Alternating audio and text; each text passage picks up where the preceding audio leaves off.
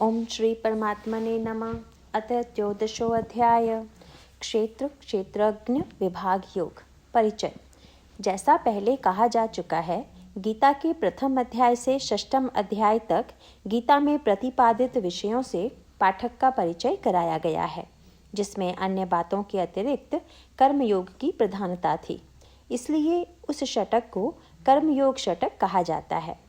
फिर सप्तम अध्याय से एकादश अध्याय तक भगवान ने अपने स्वरूप और उसके प्रकट्य संबंधी विषय का विशद विवेचन कर अपना विश्व रूप अपने भक्त अर्जुन को दिखाया। फिर द्वादश अध्याय में भक्ति योग के विषय में पूर्ण विवेचन किया। इसलिए उस षटक का नाम भक्ति योग षटक रखा गया है। अब 13वें अध्याय से लेकर 18वें अध्याय तक भगवान उन सभी तत्वों का और विविध भावों का वर्णन करेंगे, जिनके द्वारा भगवान, उनकी प्रकाशिका शक्ति प्रकृति और उनके प्रकट रूप के पारस्परिक संबंधों को भली प्रकार समझा जा सकता है। इसमें प्रधानता निर्गुण निराकार ब्रह्म की रहेगी, इसलिए इसे ज्ञान योग षटक कहा जाता है। इस अध्याय का प्रारंभ भगवान एक उपमा से करते हैं, जिसमें यह दिखाया गया है कि जिस प्रकार एक खेत की अचेतन भूमि में चेतना युक्त कृषक भांति भांति के बीज बोकर उससे भिन्न भिन्न प्रकार के धान्य अर्थात फसलें प्राप्त करता है, उसी प्रकार जड़ प्रकृति और चेतन ब्रह्म का संबंध समझना चाहिए। इसलिए इस अध्याय का नाम क्षेत्र क्षेत्रज्ञ विभाग योग रखा गया है। इस संबंध को स्पष्ट करते हुए भगवान कहते हैं। श्लोक 1। श्री भगवान ने कहा, हे अर्जुन, यह शरीर क्षेत्र कहा जाता है और इसको जो जानता है उसको क्षेत्रज्ञ कहा जाता है। ऐसा उनके तत्व को जानने वाले ज्ञानी जन कहते हैं। शरीर ही क्षेत्र। इस श्लोक में 3 शब्द आए हैं, जिनका अर्थ गहराई से समझ लेना आवश्यक है। नंबर 1 इदम, नंबर 2 क्षेत्र, नंबर 3 क्षेत्रज्ञ। नंबर 1 इदम। इस शब्द का अर्थ यह है। इस शब्द से उन पदार्थों का बोध होता है जिनकी ओर हम उंगली से संकेत कर सकते हैं। इस प्रकार यह शरीर और सारा दृश्य रूप जड़ संसार इदम कहलाता है। इससे विलक्षण जो आत्मरूप चेतन तत्व है, उसे तत् अर्थात वह शब्द से संकेत किया जाता है। नंबर 2 क्षेत्र। इस शब्द से 2 अर्थ लिए जाते हैं। इसका एक अर्थ तो खेत है, दूसरे अर्थ में वे सब तत्व लिए जाते हैं जो स्थायी नहीं हैं, जिनमें प्रतिक्षण क्षय होता रहता है और जिन्हें 8वें अध्याय में अधिभूत और 15वें अध्याय में क्षर कहा गया है। गीता के प्रथम अध्याय के पहले श्लोक में इसी बात को संकेत करते हुए धर्म क्षेत्र और कुरुक्षेत्र शब्दों का प्रयोग किया गया है। विवेकशील पुरुष के लिए शरीर ही धर्म क्षेत्र है और शरीर ही कर्मों का अधिष्ठान अर्थात कुरुक्षेत्र है। जैसा बीज खेत में बोया जाता है, वैसा ही धान्य या फसल होती है। इसी तरह इस शरीर में कर्म संस्कार के रूप में जो बीज बोया जाता है, पकने पर वैसे ही फल की प्राप्ति होती है। नंबर 3 क्षेत्रज्ञ। इस शब्द से उस तत्व की ओर संकेत किया गया है जो इस शरीर रूपी क्षेत्र को अपने ज्ञान से प्रत्यक्ष करता है। खेत स्वयं कोई फसल उत्पन्न नहीं कर सकता जब तक कि उसको जानने वाला कृषक उसमें बीज नहीं बोए। इसी प्रकार चेतन आत्मा इस शरीर रूपी खेत का ज्ञाता है और उसका स्वामी है, इसीलिए उसे क्षेत्रज्ञ कहा जाता है। यह बताकर भगवान कहते हैं कि जो ज्ञानी पुरुष हैं, वे इस प्रकार शरीर को और इसके स्वामी आत्मा को अलग अलग जानते हैं, परंतु जो अज्ञानी हैं, वे शरीर में ही आत्मबुद्धि रखने के कारण शरीर को ही अपना रूप समझते हैं, जबकि वास्तव में जीवात्मा इस शरीर से बिल्कुल भिन्न एक सत्ता है। इस अज्ञान के कारण वे शरीर के जन्म से अपना जन्म और इसके मरण से अपना मरण मानते हैं। संबंध। प्रश्न यह उठता है कि इस क्षेत्र को जानने के लिए क्या इसे सिर से लेकर पैर तक जान लेना ही पर्याप्त है? इस पर भगवान बताते हैं कि नहीं। श्लोक नंबर 2। हे अर्जुन, तू सब क्षेत्रों में मुझे ही क्षेत्रज्ञ अर्थात जीवात्मा जान, और क्षेत्र क्षेत्रज्ञ का अर्थात विकार सहित प्रकृति का और पुरुष का जो तत्व से जानना है वह ज्ञान है, ऐसा मेरा मत है।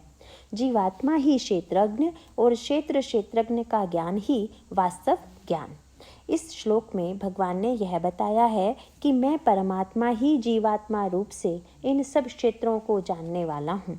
आत्मा और परमात्मा यद्यपि दो भिन्न शब्द हैं, परंतु तात्विक रूप से दोनों उसी प्रकार एक हैं जिस प्रकार समुद्र और उसकी लहरें अलग अलग शब्दों द्वारा बताए जाने पर भी वास्तव में एक ही वस्तु हैं। समुद्र के ऊपर की वह सतह जो वायु के स्पर्श में आती है लहर का रूप धारण कर लेती है। उसी प्रकार यह समझना चाहिए कि परमात्मा का वह अंश जो प्रकृति द्वारा प्रभावित सा दिखता है वही आत्मा है। जब हम उसे शरीर से संबंधित देखते हैं तो वही आत्मा जीवात्मा कहलाता है। शरीर से संबंधित होने के कारण जीवात्मा अपने को परमात्मा से अलग मानता है, परंतु तात्विक रूप से शरीर से उसका संबंध केवल माना हुआ है, वास्तविक नहीं है।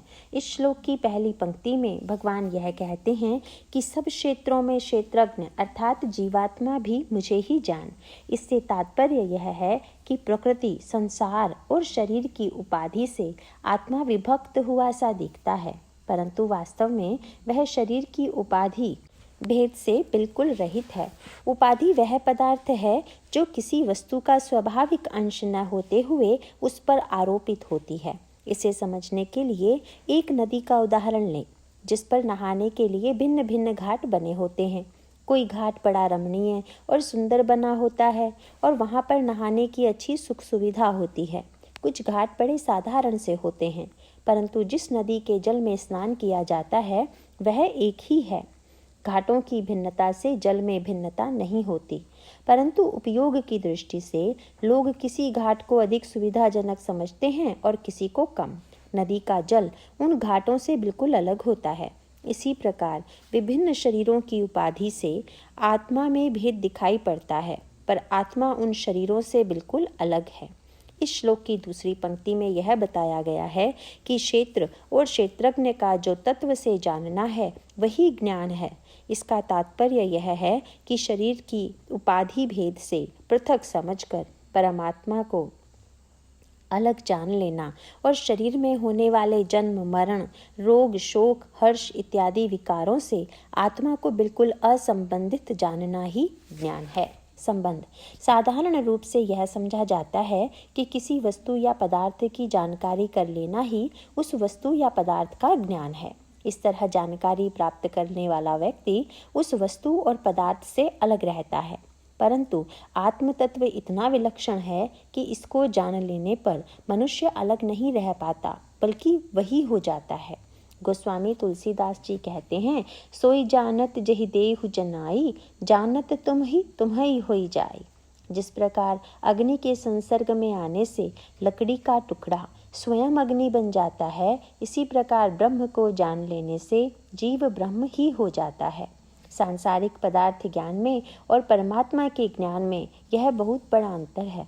उपर्युक्त दृष्टांत से यह बताया गया है कि क्षेत्र और क्षेत्रज्ञ का ज्ञान ही हो जाने से संसार के भ्रम की निवृत्ति हो जाती है और परमात्मा की प्राप्ति हो जाती है। इसलिए भगवान इस ज्ञान को अत्यंत महत्वपूर्ण बताते हुए यह कहते हैं कि इस क्षेत्र और क्षेत्रज्ञ को भली प्रकार समझ लेना चाहिए। यह प्रश्न अत्यंत महत्वपूर्ण है। इसलिए भगवान कहते हैं, श्लोक नंबर 3, इसलिए वह क्षेत्र जो है और जैसा है तथा जिन विकारों वाला है और जिस कारण से जो हुआ है, तथा वह क्षेत्रज्ञ भी जो है और जिस प्रभाव वाला है, वह सब संक्षेप में मेरे से सुन। क्षेत्र और क्षेत्रज्ञ का ज्ञान क्या है? इस श्लोक में बताया गया है कि यह क्षेत्र जो और जैसा है वह अगले श्लोकों में बताया जाएगा। अर्थात इस क्षेत्र द्वारा कौन कौन से गुण धारण किए जाते हैं और इसका क्या रूप है, यह समझ लेना आवश्यक है। इसके संबंध में यह भी जानना आवश्यक है कि इसमें क्या क्या विकार होते हैं। किसी वस्तु में उसके रूप के परिवर्तन के कारणों को उस वस्तु का विकार कहा जाता है। भगवान यह बताना भी आवश्यक समझते हैं कि इस क्षेत्र में किस कारण से क्या कार्य उत्पन्न होता है, अर्थात किस कारण का क्या प्रभाव होता है। श्लोक की दूसरी पंक्ति में भगवान कहते हैं कि मैं संक्षेप में यह भी बताऊंगा कि जिस तत्व को क्षेत्रज्ञ कहा गया है वह किस प्रभाव वाला है, अर्थात उस पर प्रकृति के संसर्ग से होने वाली जो प्रतीतियां होती हैं वे किस किस प्रकार की हैं। संबंध। अब भगवान यह बताते हैं कि जो बातें वह बताने जा रहे हैं वे बातें पहले भी अन्यत्र विविध रीतियों से बताई गई हैं। श्लोक नंबर 4। यह क्षेत्र और क्षेत्रज्ञ का तत्व ऋषियों द्वारा बहुत प्रकार से कहा गया है, अर्थात समझाया गया है, और नाना प्रकार के वेद मंत्रों से विभाग पूर्वक कहा गया है तथा अच्छी प्रकार निश्चय किए हुए युक्ति युक्त ब्रह्म सूत्र के पदों द्वारा भी वैसे ही कहा गया है। क्षेत्र क्षेत्रज्ञ का ज्ञान श्रुति परंपरा का विषय। इस श्लोक में भगवान यह बताते हैं कि जिन बातों का उल्लेख वे आगे करने जा रहे हैं उनका उल्लेख वेद और उपनिषद में भी किया गया है। इसके अतिरिक्त ऋषियों द्वारा भी उसे विभिन्न प्रकार से बताया गया है। जिन वाक्यों द्वारा ब्रह्म के विषय में जाना जाता है उन्हें ब्रह्म सूत्र कहते हैं, और इन वाक्यों द्वारा भी इसी ज्ञान का प्रतिपादन किया गया है। महर्षि व्यास द्वारा ब्रह्म सूत्र अथवा वेदांत सूत्र ग्रंथ की अवतारणा की गई है, जिसका पहला सूत्र निम्न प्रकार है। अथातो ब्रह्म जिज्ञासा, अर्थात अब ब्रह्म विषयक ज्ञान का वर्णन किया जाता है। इस प्रकार महर्षि व्यास रचित ब्रह्म सूत्र अथवा ब्रह्म के प्रतिपादक सभी वाक्यों में इसी तत्व को समझाकर विस्तार पूर्वक बताया गया है। संबंध। अब क्षेत्र और उसके विकारों का वर्णन करते हुए भगवान कहते हैं, श्लोक नंबर 5 और 6। हे अर्जुन, 5 महाभूतों का सूक्ष्म भाव अहंकार, बुद्धि और मूल प्रकृति अर्थात त्रिगुणमयी माया तथा 10 इंद्रियां, 1 मन और 5 इंद्रियों के विषय अर्थात शब्द, स्पर्श, रूप, रस और गंध तथा इच्छा, द्वेष, सुख, दुख और स्थूल देह का पिंड एवं चेतनता और धृति। इस प्रकार यह क्षेत्र विकारों के सहित संक्षेप से कहा गया है। विकारों सहित क्षेत्र का स्वरूप, जैसा कि तीसरे अध्याय के 28वें श्लोक के विवेचन में बताया जा चुका है, मूल प्रकृति से उत्पन्न जो 23 तत्व हैं उन्हीं का वर्णन उपर्युक्त 5वें श्लोक में किया गया है। इस श्लोक में प्रयुक्त शब्दों द्वारा जिन जिन तत्वों को अभिव्यक्त किया गया है वे इस प्रकार हैं। नंबर 1 महाभूत, नंबर 2 अहंकार, नंबर 3 बुद्धि, नंबर 4 अव्यक्त, नंबर 5 इंद्रियां। नंबर 1 महाभूत, 5 स्थूल भूत अर्थात आकाश, वायु, अग्नि, जल और पृथ्वी और उनके सूक्ष्म भाव अर्थात क्रमशः शब्द, स्पर्श, रूप, रस और गंध तन्मात्राएं, इनका समाहार महाभूत शब्द में किया गया है। नंबर 2 अहंकार, वस्तुओं में विभिन्नता का भाव उत्पन्न करने वाला तत्व अहंकार कहलाता है। मूल प्रकृति की प्रथम परिणति महत् तत्व अर्थात बुद्धि में होती है और इस तत्व की परिणति अहंकार में यह शब्द पारिभाषिक है। साधारण प्रचलन में अहंकार को अभिमान, दर्प, गर्व इत्यादि अर्थों में समझा जाता है, परंतु यहाँ उनसे तात्पर्य नहीं है, वर्ण भेद को दिखाने वाले तत्व से तात्पर्य है। नंबर 3 बुद्धि, वह निश्चयात्मक तत्व है जिसे महत् तत्व भी कहते हैं और जो अहंकार को उत्पन्न करने वाला कारण है। नंबर 4 अव्यक्त, समस्त पदार्थों को उत्पन्न करने वाला तत्व जिसे मूल प्रकृति भी कहते हैं। नंबर 5 इंद्रियां, वाक, पाणि, पाद, उपस्थ और गुदा, ये 5 कर्मेंद्रियां और श्रोत्र, त्वचा, चक्षु, रसना, घ्राण, ये 5 ज्ञानेंद्रियां तथा एक संकल्प विकल्पात्मक शक्ति मन। इस प्रकार ये 11 इंद्रियां कही गई हैं। ये 11 तत्व अहंकार से ही उत्पन्न होते हैं। इस प्रकार अव्यक्त अर्थात मूल प्रकृति के अतिरिक्त 23 तत्वों की गणना की जाती है, परंतु भगवान ने इस श्लोक में इंद्रियों के विषय शब्द, स्पर्श, रूप, रस और गंध भी सम्मिलित किए हैं। उपर्युक्त के अतिरिक्त भगवान ने 7 और भावों को क्षेत्र के विकारों में रखा है। वे इस प्रकार हैं। नंबर 1 इच्छा, अनुकूलता की प्राप्ति और प्रतिकूलता की निवृत्ति जिस भाव द्वारा होती है उसे इच्छा अथवा राग कहते हैं। इसका आधार सुख की आशा होता है। नंबर 2 द्वेष, प्रतिकूलता की प्राप्ति और अनुकूलता की निवृत्ति जिस भाव से होती है उसे द्वेष कहते हैं। इसका आधार दुख की आशंका है। नंबर 3 सुख, अनुकूलता की प्राप्ति और प्रतिकूलता की निवृत्ति से जो अंतःकरण में प्रसन्नता होती है वह सुख है। नंबर 4 दुख, प्रतिकूलता की प्राप्ति और अनुकूलता की निवृत्ति से जो व्याकुलता होती है वह दुख है। नंबर 5 संघात, 5 स्थूल भूतों से बना हुआ जो शरीर रूपी पिंड है और जिसमें सब इंद्रियां कार्यशील रहती हैं उसे संघात बताया गया है।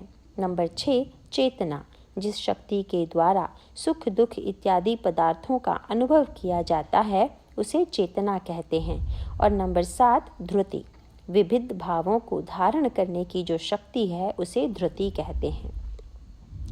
उपर्युक्त प्रकार से भगवान ने क्षेत्र का और उसके विकारों का वर्णन किया है। संबंध 5वें और 6ठे श्लोक में क्षेत्र का स्वरूप बताया गया है और उसके विकारों का भी वर्णन किया गया है। विकारों से तात्पर्य उन भावों से है जिनसे इस क्षेत्र में परिवर्तन होकर उसकी अभिव्यक्ति विभिन्न प्रकार के रूपों में दिख पड़ती है। दूसरे श्लोक में यह कहा गया था कि क्षेत्र और क्षेत्रज्ञ के संबंध में जो बोध प्राप्त कर लेना है वही ज्ञान है। जैसा ऊपर कहा जा चुका है कि इस विषय का ज्ञान ऐसा नहीं है जैसा मनुष्य अपने इंद्रियों से किसी बाह्य वस्तु की जानकारी प्राप्त करता है। इंद्रियों से जो जानकारी प्राप्त की जाती है उसको जानने वाला उस जानकारी से पृथक होता है, परंतु जिस ज्ञान का यहाँ वर्णन किया जा रहा है वह इस प्रकार का नहीं है। यह ज्ञान स्वयं अनुभव करने की वस्तु है और इस ज्ञान का ऐसा स्वभाव है कि जानने वाला इस ज्ञान को जानकर उससे एक रूप ही हो जाता है। इसमें और साधारण सांसारिक ज्ञान में यह मूलभूत भिन्नता है। इसलिए इस ज्ञान को प्राप्त करने का साधन भी ज्ञान के अंतर्गत ही आ जाता है। अगले 5 श्लोकों में इस ज्ञान अथवा ज्ञान के साधनों का वर्णन किया गया है। इसको बताते हुए भगवान कहते हैं, श्लोक नंबर 7, हे अर्जुन, श्रेष्ठता के अभिमान का अभाव, दंभाचरण का अभाव, प्राणी मात्र को किसी प्रकार भी न सताना और क्षमा भाव तथा मन वाणी की सरलता, श्रद्धा भक्ति सहित गुरु की सेवा, बाहर भीतर की शुद्धि, अंतःकरण की स्थिरता, मन और इंद्रियों सहित शरीर का निग्रह। ज्ञान के साधन इस श्लोक में और इसके आगे आने वाले 4 श्लोकों में जिन साधनों का पृथक पृथक वर्णन किया गया है उनको गहराई से समझ लेना आवश्यक है। इनमें से बहुत से साधन ऐसे हैं जो प्रचलित सांसारिक मान्यताओं से बिल्कुल विपरीत पड़ते हैं। यह स्वाभाविक ही है क्योंकि सांसारिक मान्यताएं सांसारिक प्रपंच को वास्तविक मानने पर आधारित होती हैं और सांसारिक प्रपंच को वास्तविक समझना पहले ही अज्ञान को दृढ़ करता है। अतः ज्ञान के साधन उन मान्यताओं से स्वाभाविक रूप में ही विपरीत होंगे। ज्ञान के इन साधनों को सांसारिक मान्यताओं की पृष्ठभूमि में समझना लाभकारी होगा। नंबर 1 अमानित्वम, नंबर 2 अदम्भित्वम, नंबर 3 अहिंसा, नंबर 4 क्षांति, नंबर 5 आर्जवम, नंबर 6 आचार्योपासनम, नंबर 7 शौचम, नंबर 8 स्थैर्यम और नंबर 9 आत्मविनिग्रह। नंबर 1 अमानित्वम, अपने में किसी प्रकार की भी श्रेष्ठता, सम्मान या बड़ाई का भाव समझना और उसके आधार पर सांसारिक प्रशंसा प्राप्ति की आशा रखना और इसके प्राप्त हो जाने पर चित्त में हर्षित होना मानित्व कहलाता है। साधारण तौर पर संसार में इसको बहुत अच्छा समझा जाता है और इसकी प्राप्ति के लिए यहाँ तक चेष्टा की जाती है कि इसके लिए दूसरों से पीढ़ियों तक का बैर विरोध भी ठान लिया जाता है, परंतु ज्ञान का साधन इससे विपरीत है। उपर्युक्त भावों का सर्वथा अभाव हो जाना अमानित्वम है। अमानित्व का भाव आ जाने पर मान बड़ाई से सर्वथा उपरति अर्थात उदासीनता हो जाती है और उससे प्रसन्नता होने या उसकी आकांक्षा करने का भाव यहाँ तक समाप्त हो जाता है कि यदि कोई बढ़ाई या प्रशंसा करे भी तो वह बिल्कुल निरर्थक लगती है। यदि अपने में कोई प्रशंसनीय या मानवीय गुण अभिव्यक्त होता भी है तो वास्तव में वह तो कुछ समय के लिए भगवान द्वारा प्रकाशित कोई तत्व होता है। ऐसा देखने में आता है कि एक व्यक्ति शरीर बल में बहुत बढ़ा चढ़ा है, पर किसी रोग के कारण या वृद्धावस्था के कारण उसका वह सारा बल काफूर हो जाता है। विश्व प्रसिद्ध पहलवान गामा ने तो 2 मिनट में तत्कालीन विश्व चैंपियन जेबिस्को को धराशायी कर दिया था। वही गामा जब अपनी ढलती उम्र में बीमार पड़ा तो उसमें मक्खियों को उड़ाने तक का सामर्थ्य नहीं रहा। बताइए, मनुष्य किस बात का गुमान करे और किस श्रेष्ठता को अपने अंदर माननीय समझे। जब कोई सद्गुण हो भी तो उसे भगवान की कृपा का प्रकाश समझकर कृतज्ञतापूर्वक शिरोधार्य तो किया जा सकता है, पर उसे अपने व्यक्तित्व का स्थायी अंग समझ लेना तो भारी भूल होगी, और ऐसा समझने पर कालांतर में उसके अदृश्य हो जाने पर केवल शोक ही शोक रह जाएगा। इसके विपरीत कविवर अब्दुल रहीम खान खाना अपने समय के दानवीरों में सबसे अग्रणी समझे जाते थे, परंतु दान देते समय उनकी आंखें नीची ही रहती थी। इसका कारण पूछने पर उन्होंने कहा, देवनहारा और है देत रहत दिन रैन, लोग भरम मोह पर करें तासे नीचे नैन। अमानित्व का कितना उत्कृष्ट भाव है। नंबर 2, अदम्भित्वम। अपने अंदर सद्गुण न होने पर भी यह इच्छा करना कि लोग मुझे सद्गुण युक्त समझें, और इस तरह योग्यता न होते हुए भी प्रशंसा अथवा लाभ प्राप्त करने की चेष्टा करना दंभ कहलाता है। इस भाव का न होना अदम्भित्व होता है। इसके विपरीत संसार में बहुत से लोग ऐसी चेष्टा करते हैं कि धर्मात्मा न होते हुए भी लोग उन्हें धर्मात्मा समझें, अपने स्वार्थ में रत होते हुए भी लोग उन्हें परोपकारी समझें, और अपने लाभ के लिए किए गए कार्यों को लोग दूसरों को लाभ पहुंचाने की उनकी चेष्टा समझें, और इस तरह समाज में या देश में उन सद्गुणों के लिए उनका नाम हो जो उनमें नहीं है। जिसमें अदम्भित्व होता है वह आत्म प्रशंसा करना तो दूर रहा, यदि कोई अन्य व्यक्ति उससे किसी ऐसी बात के लिए श्रेय देता भी हो जिसका वह अपने को अधिकारी नहीं समझता, तो वह तुरंत उसका निराकरण कर देने में संकोच नहीं करता। नंबर 3, अहिंसा। किसी को भी मन, वाणी और शरीर से किसी प्रकार का भी कोई कष्ट न हो जाए, इस भाव को अहिंसा कहा जाता है। अहिंसा से युक्त मनुष्य स्वयं कष्ट उठाना श्रेयस्कर समझता है, परंतु उसके द्वारा किसी और को थोड़ा सा भी कष्ट हो यह उसे सहन नहीं होता। बहुत से लोग इसमें अपवाद प्रस्तुत करके यह सिद्ध किया करते हैं कि कुछ परिस्थितियों में थोड़ा बहुत कष्ट देना अहिंसा ही होगा, जिससे और बहुत से लोगों का जीवन बच जाए। साधन की प्रारंभिक अवस्था में जहाँ तक हो सके इस प्रकार के भावों से भी बचना चाहिए। अन्य गुणों की अपेक्षा अहिंसा को परम धर्म माना जाता है। इसका तात्पर्य यह है कि जब किसी भी परिस्थिति की अपेक्षा न रखते हुए सब कालों में और सब दशाओं में अहिंसा का ही भाव रहे, तब वह मनुष्य पूर्ण रूप से अहिंसक कहलाता है।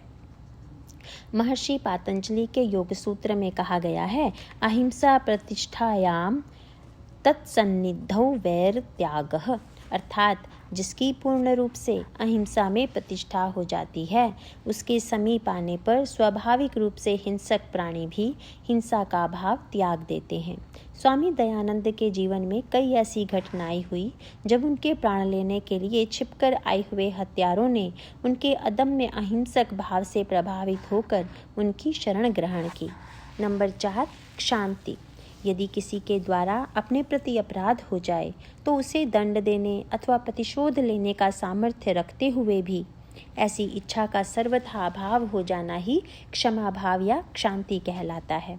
ऐसे व्यक्ति के मन में अपराध करने वाले के प्रति किंचित भी अहित की भावना नहीं होती। नंबर 5, आर्जवम। सब परिस्थितियों में शरीर, मन और वाणी में सरलता रहना आर्जव कहलाता है। कुटिलता, दाव पेच करना, तरह तरह के हथकंडे अपनाना, ये सब आर्जव के विपरीत भाव हैं। बहुत से लोग ऐसा समझते हैं कि संसार में तो सरलता से काम ही नहीं चलता और घी निकालने के लिए भी उंगली टेढ़ी करनी पड़ती है। ये सब मान्यताएं आर्जव के विपरीत हैं। एक महात्मा परिहास में कहा करते थे कि जो लोग संसार में सफलता प्राप्त करने के लिए अपने व्यवहार में टेढ़ापन रखते हैं, वे तो बड़े भारी त्यागी हैं, क्योंकि संसार की कुछ दिनों की सफलता के लिए उन्होंने भगवान को प्राप्त करने की इच्छा का भी त्याग कर दिया। यह त्याग है या मूर्खता, यह तो आसानी से समझ में आ सकता है। नंबर 6, आचार्योपासनम।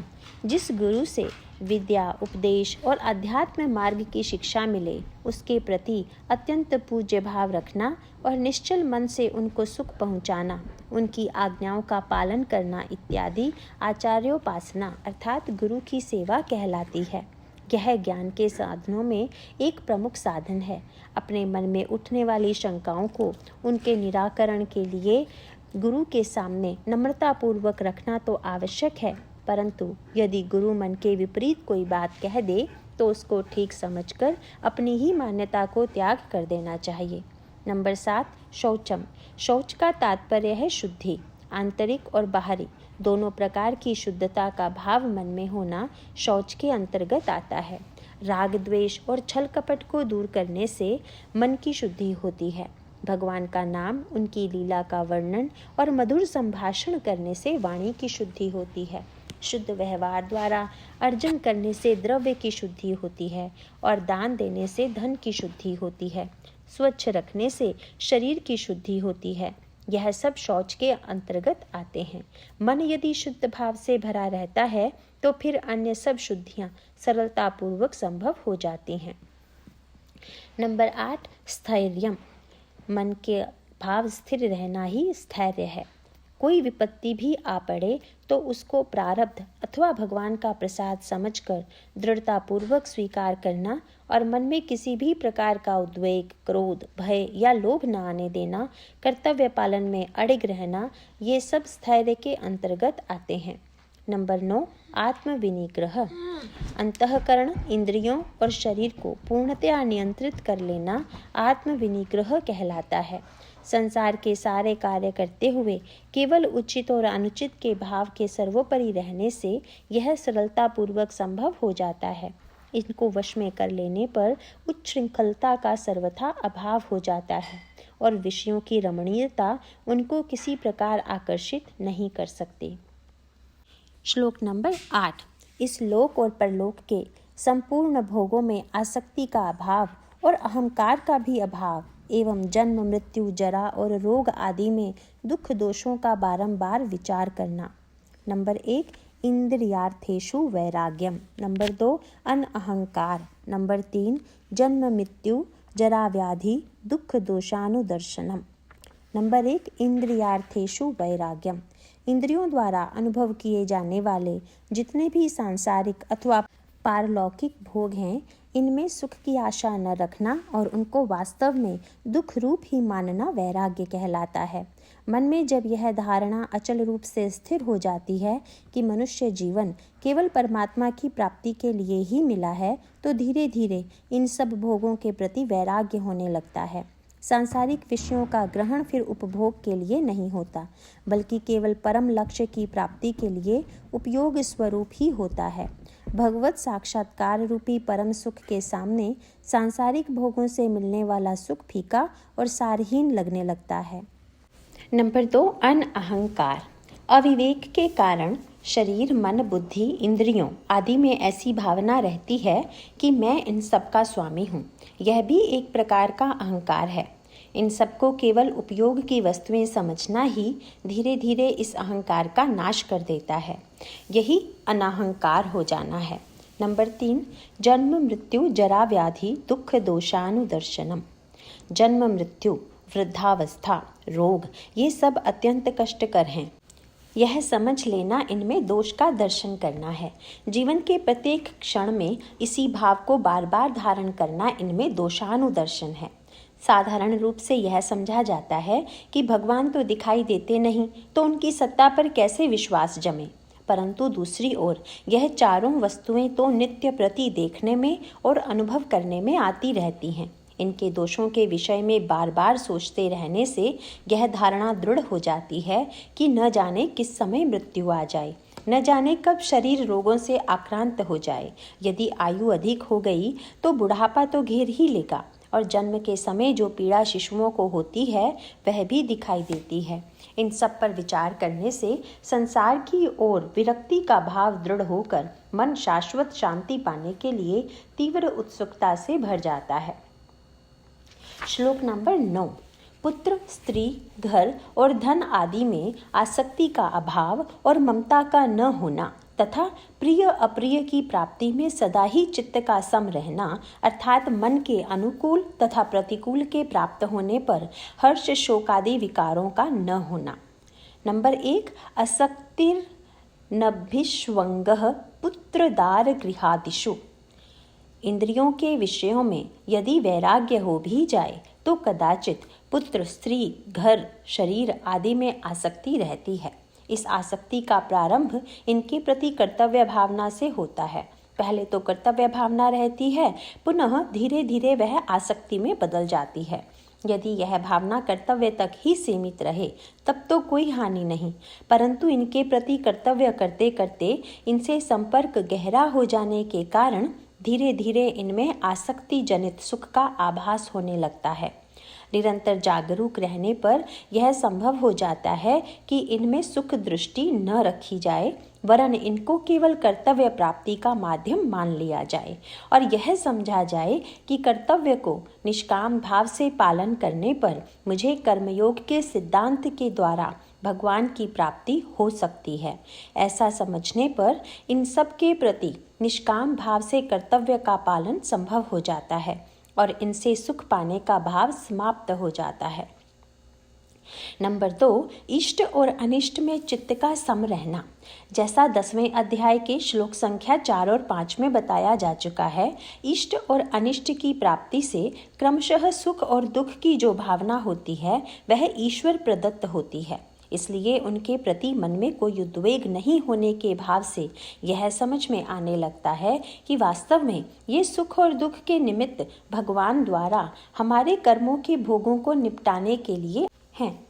इस प्रकार इन निमित्तों को धैर्यपूर्वक सह लेने से फिर आगे ये मोक्ष की प्राप्ति के ही साधन बन जाएंगे। यह भाव दृढ़ हो जाने पर इष्ट और अनिष्ट के निमित्तों के प्रति एक समभाव आ जाता है। फिर इष्ट की प्राप्ति में मन फूलता नहीं और अनिष्ट की प्राप्ति में टूटता नहीं। इष्ट की प्राप्ति में कृतज्ञता रहती है और अनिष्ट की प्राप्ति में दृढ़ता। श्लोक नंबर 10, मुझ परमेश्वर में एक ही भाव से स्थिति रूप ध्यान योग के द्वारा अव्यभिचारिणी भक्ति तथा एकांत और शुद्ध देश में रहने का स्वभाव और विषयासक्त मनुष्यों के समुदाय में प्रेम का न होना। नंबर 1, अनन्य और अव्यभिचारिणी भक्ति। नंबर 2, विविक्त देश सेवित्वम। नंबर 3, अरतिर्जन संसदि। नंबर 1, अनन्य और अव्यभिचारिणी भक्ति। भगवान के प्रति भक्ति का उदय जब मन में होता है तो उनकी सर्वज्ञता, सर्वव्यापकता, सर्वसमर्थता और सुहृदयता पर विश्वास हो जाता है, दृढ़ विश्वास हो जाता है। ऐसा होने पर फिर संसार की किसी अन्य वस्तु, परिस्थिति अथवा व्यक्ति से कोई अपेक्षा नहीं रह जाती। ऐसा भाव दृढ़ हो जाने पर भगवान से अनन्य योग हो जाता है। भगवान की भक्ति के अतिरिक्त जीवन की और किसी भी वस्तु में थोड़ी सी भी प्रधानता का भाव होना भक्ति में व्यभिचार है। इसका अभाव होने पर भक्ति अव्यभिचारिणी हो जाती है। नंबर 2, विविक्त देश सेवित्वम। एकांत और पवित्र स्थान पर रहने को विविक्त देश सेवित्वम कहा जाता है। अधिक भीड़ भाड़ वाली जगह में रहने से बाहर के विविध प्रकार के आकर्षण व प्रभाव मन पर पड़ते हैं, जो मन की एकाग्रता को भंग कर देते हैं। यदि परिस्थितिवश ऐसे स्थान पर रहना पड़ भी जाए तो भी उसके प्रति मन में उपेक्षा का भाव धारण किया जा सकता है, परंतु जानबूझकर ऐसी जगह रहने से बचना ही चाहिए। यह प्रयत्न होना चाहिए कि मन सर्वथा शांत रहे, जिससे भगवान की ओर उसे लगाया जा सके। नंबर 3, अरतिर्जन संसदि। सांसारिक प्रपंच में रत लोगों के साथ अधिक संग होने से मन पर उस प्रपंच के प्रभाव पड़ने लगते हैं। लोगों से उतना ही संपर्क रखा जाए जितना आवश्यक हो और जो कर्तव्य पालन के लिए उचित हो। उनके संग से सुख की आशा करना या उनमें बैठकर गप निंदा इत्यादि में समय नष्ट करना मन के प्रमाद को बढ़ाता है। भाग्यवश या कर्तव्य पालन के संबंध में किसी व्यक्ति से संपर्क हो तो कोई बुरी बात नहीं, परंतु उस संपर्क से किसी प्रकार के सुख या लाभ की आशा रखते हुए उसे प्रगाढ़ बनाने की चेष्टा या इच्छा मन की एकाग्रता को भंग करती है। इस प्रकार जो मनुष्यों के संसर्ग के प्रति उपेक्षा का भाव है, यह अरतिर्जन संसदि कहलाता है। महात्मा की संगति सांसारिक प्रपंच में रत व्यक्तियों की संगति से सर्वथा विलक्षण होती है। जिस प्रकार अग्नि में पड़कर लकड़ी अपने पूर्वाकार को रखते हुए भी अग्नि ही बन जाती है, इसी प्रकार महात्मा जन शरीर के रूप में दिखते हुए भी ज्ञान के पुंज ही होते हैं। उनसे तो निरंतर संगति रखनी ही चाहिए। श्लोक नंबर 11। तथा अध्यात्म ज्ञान में नित्य स्थिति और तत्व ज्ञान के अर्थ रूप परमात्मा को सर्वत्र देखना, यह सब तो ज्ञान है और जो इससे विपरीत है वह अज्ञान है, ऐसा कहा गया है। नंबर 1 अध्यात्म ज्ञान नित्यत्वम। नंबर 2 तत्व ज्ञानार्थ दर्शनम। नंबर 1 अध्यात्म ज्ञान नित्यत्वम। परमात्मा नित्य, निर्विकार, अविनाशी और पूर्ण चैतन्य आनंद घन हैं। उनके अतिरिक्त सांसारिक दृश्य वर्ग में इंद्रियों द्वारा अनुभव में आने वाली चीज़ें जड़, नाशवान और परिवर्तनशील हैं। मन के अंदर निरंतर इन भावों का प्रवेश होते रहना और इस पर पूर्ण विश्वास जम जाना अध्यात्म ज्ञान नित्यत्वम है। ऐसा होने पर बुद्धि द्वारा दृढ़ निश्चय से आत्म तत्व का ही नित्य निरंतर मनन होता रहता है और इस भाव के स्थिर हो जाने पर मनुष्य अपने स्वरूप को उपलब्ध कर लेता है। नंबर 2 तत्व ज्ञानार्थ दर्शनम। वास्तव में सच्चिदानंद घन पूर्ण ब्रह्म परमात्मा और तत्व ज्ञान एक ही वस्तु है। तत्व ज्ञान से परमात्मा की प्राप्ति होती है और परमात्मा से नित्य संपर्क रहना ही तत्व ज्ञान है। जो अर्जित किया जाता है या जो उपलब्ध होता है वह अर्थ कहलाता है। इसीलिए तत्व ज्ञान का अर्थ परमात्मा ही है। इस प्रकार परमात्मा से नित्य संपर्क रहना तत्व ज्ञानार्थ दर्शनम है। 7वें श्लोक से 11वें श्लोक तक जो कुछ कहा गया है उस सब को भगवान ज्ञान बताते हैं। इनमें वर्णित किसी एक भाव में पूर्ण रूप से स्थित हो जाने से अन्य भावों की उपलब्धि भी अपने आप हो जाती है। परंतु इनके विपरीत जितने भाव हैं, चाहे संसार में उनकी कितनी ही मान्यता क्यों ना हो, वे अज्ञान को ही दृढ़ करते हैं और मनुष्य को उसकी श्रेय प्राप्ति से वंचित कर देते हैं। इसलिए वे सब विपरीत भाव अज्ञान हैं। संबंध ज्ञान के इन साधनों को धारण करने से जिसकी प्राप्ति होती है वह ज्ञेय कहलाता है। अब उस ज्ञेय को बताने के लिए भगवान कहते हैं, श्लोक नंबर 12, हे अर्जुन, जो जानने के योग्य है तथा जिसको जानकर मनुष्य परमानंद को प्राप्त होता है उसको अच्छी प्रकार कहूँगा। वह आदि रहित पर ब्रह्म अकथनीय होने से न सत कहा जाता है और न असत ही कहा जाता है। ज्ञेय ब्रह्म का स्वरूप। ज्ञान के उपर्युक्त साधनों को मन में निश्चल रूप से धारण करने से धीरे धीरे मनुष्य का चित्त उन भावों से पूर्णतया रंजित हो जाता है। ऐसा हो जाने पर मनुष्य को असीम आनंद की प्राप्ति होकर यह दृढ़ विश्वास हो जाता है कि शरीर, इंद्रियां आदि मनुष्य का स्वरूप नहीं है, ये तो नाशवान आभास मात्र हैं। वास्तव में मनुष्य का स्वरूप नित्य चेतन और अविनाशी आत्मा ही है।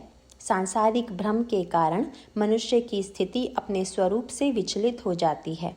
उस स्वरूप को उपलब्ध करने के बाद मनुष्य अपने आप को अविनाशी जान जाता है और विनाशशील आभासों को त्याग कर पुनर्जन्म के चक्र से मुक्त हो जाता है।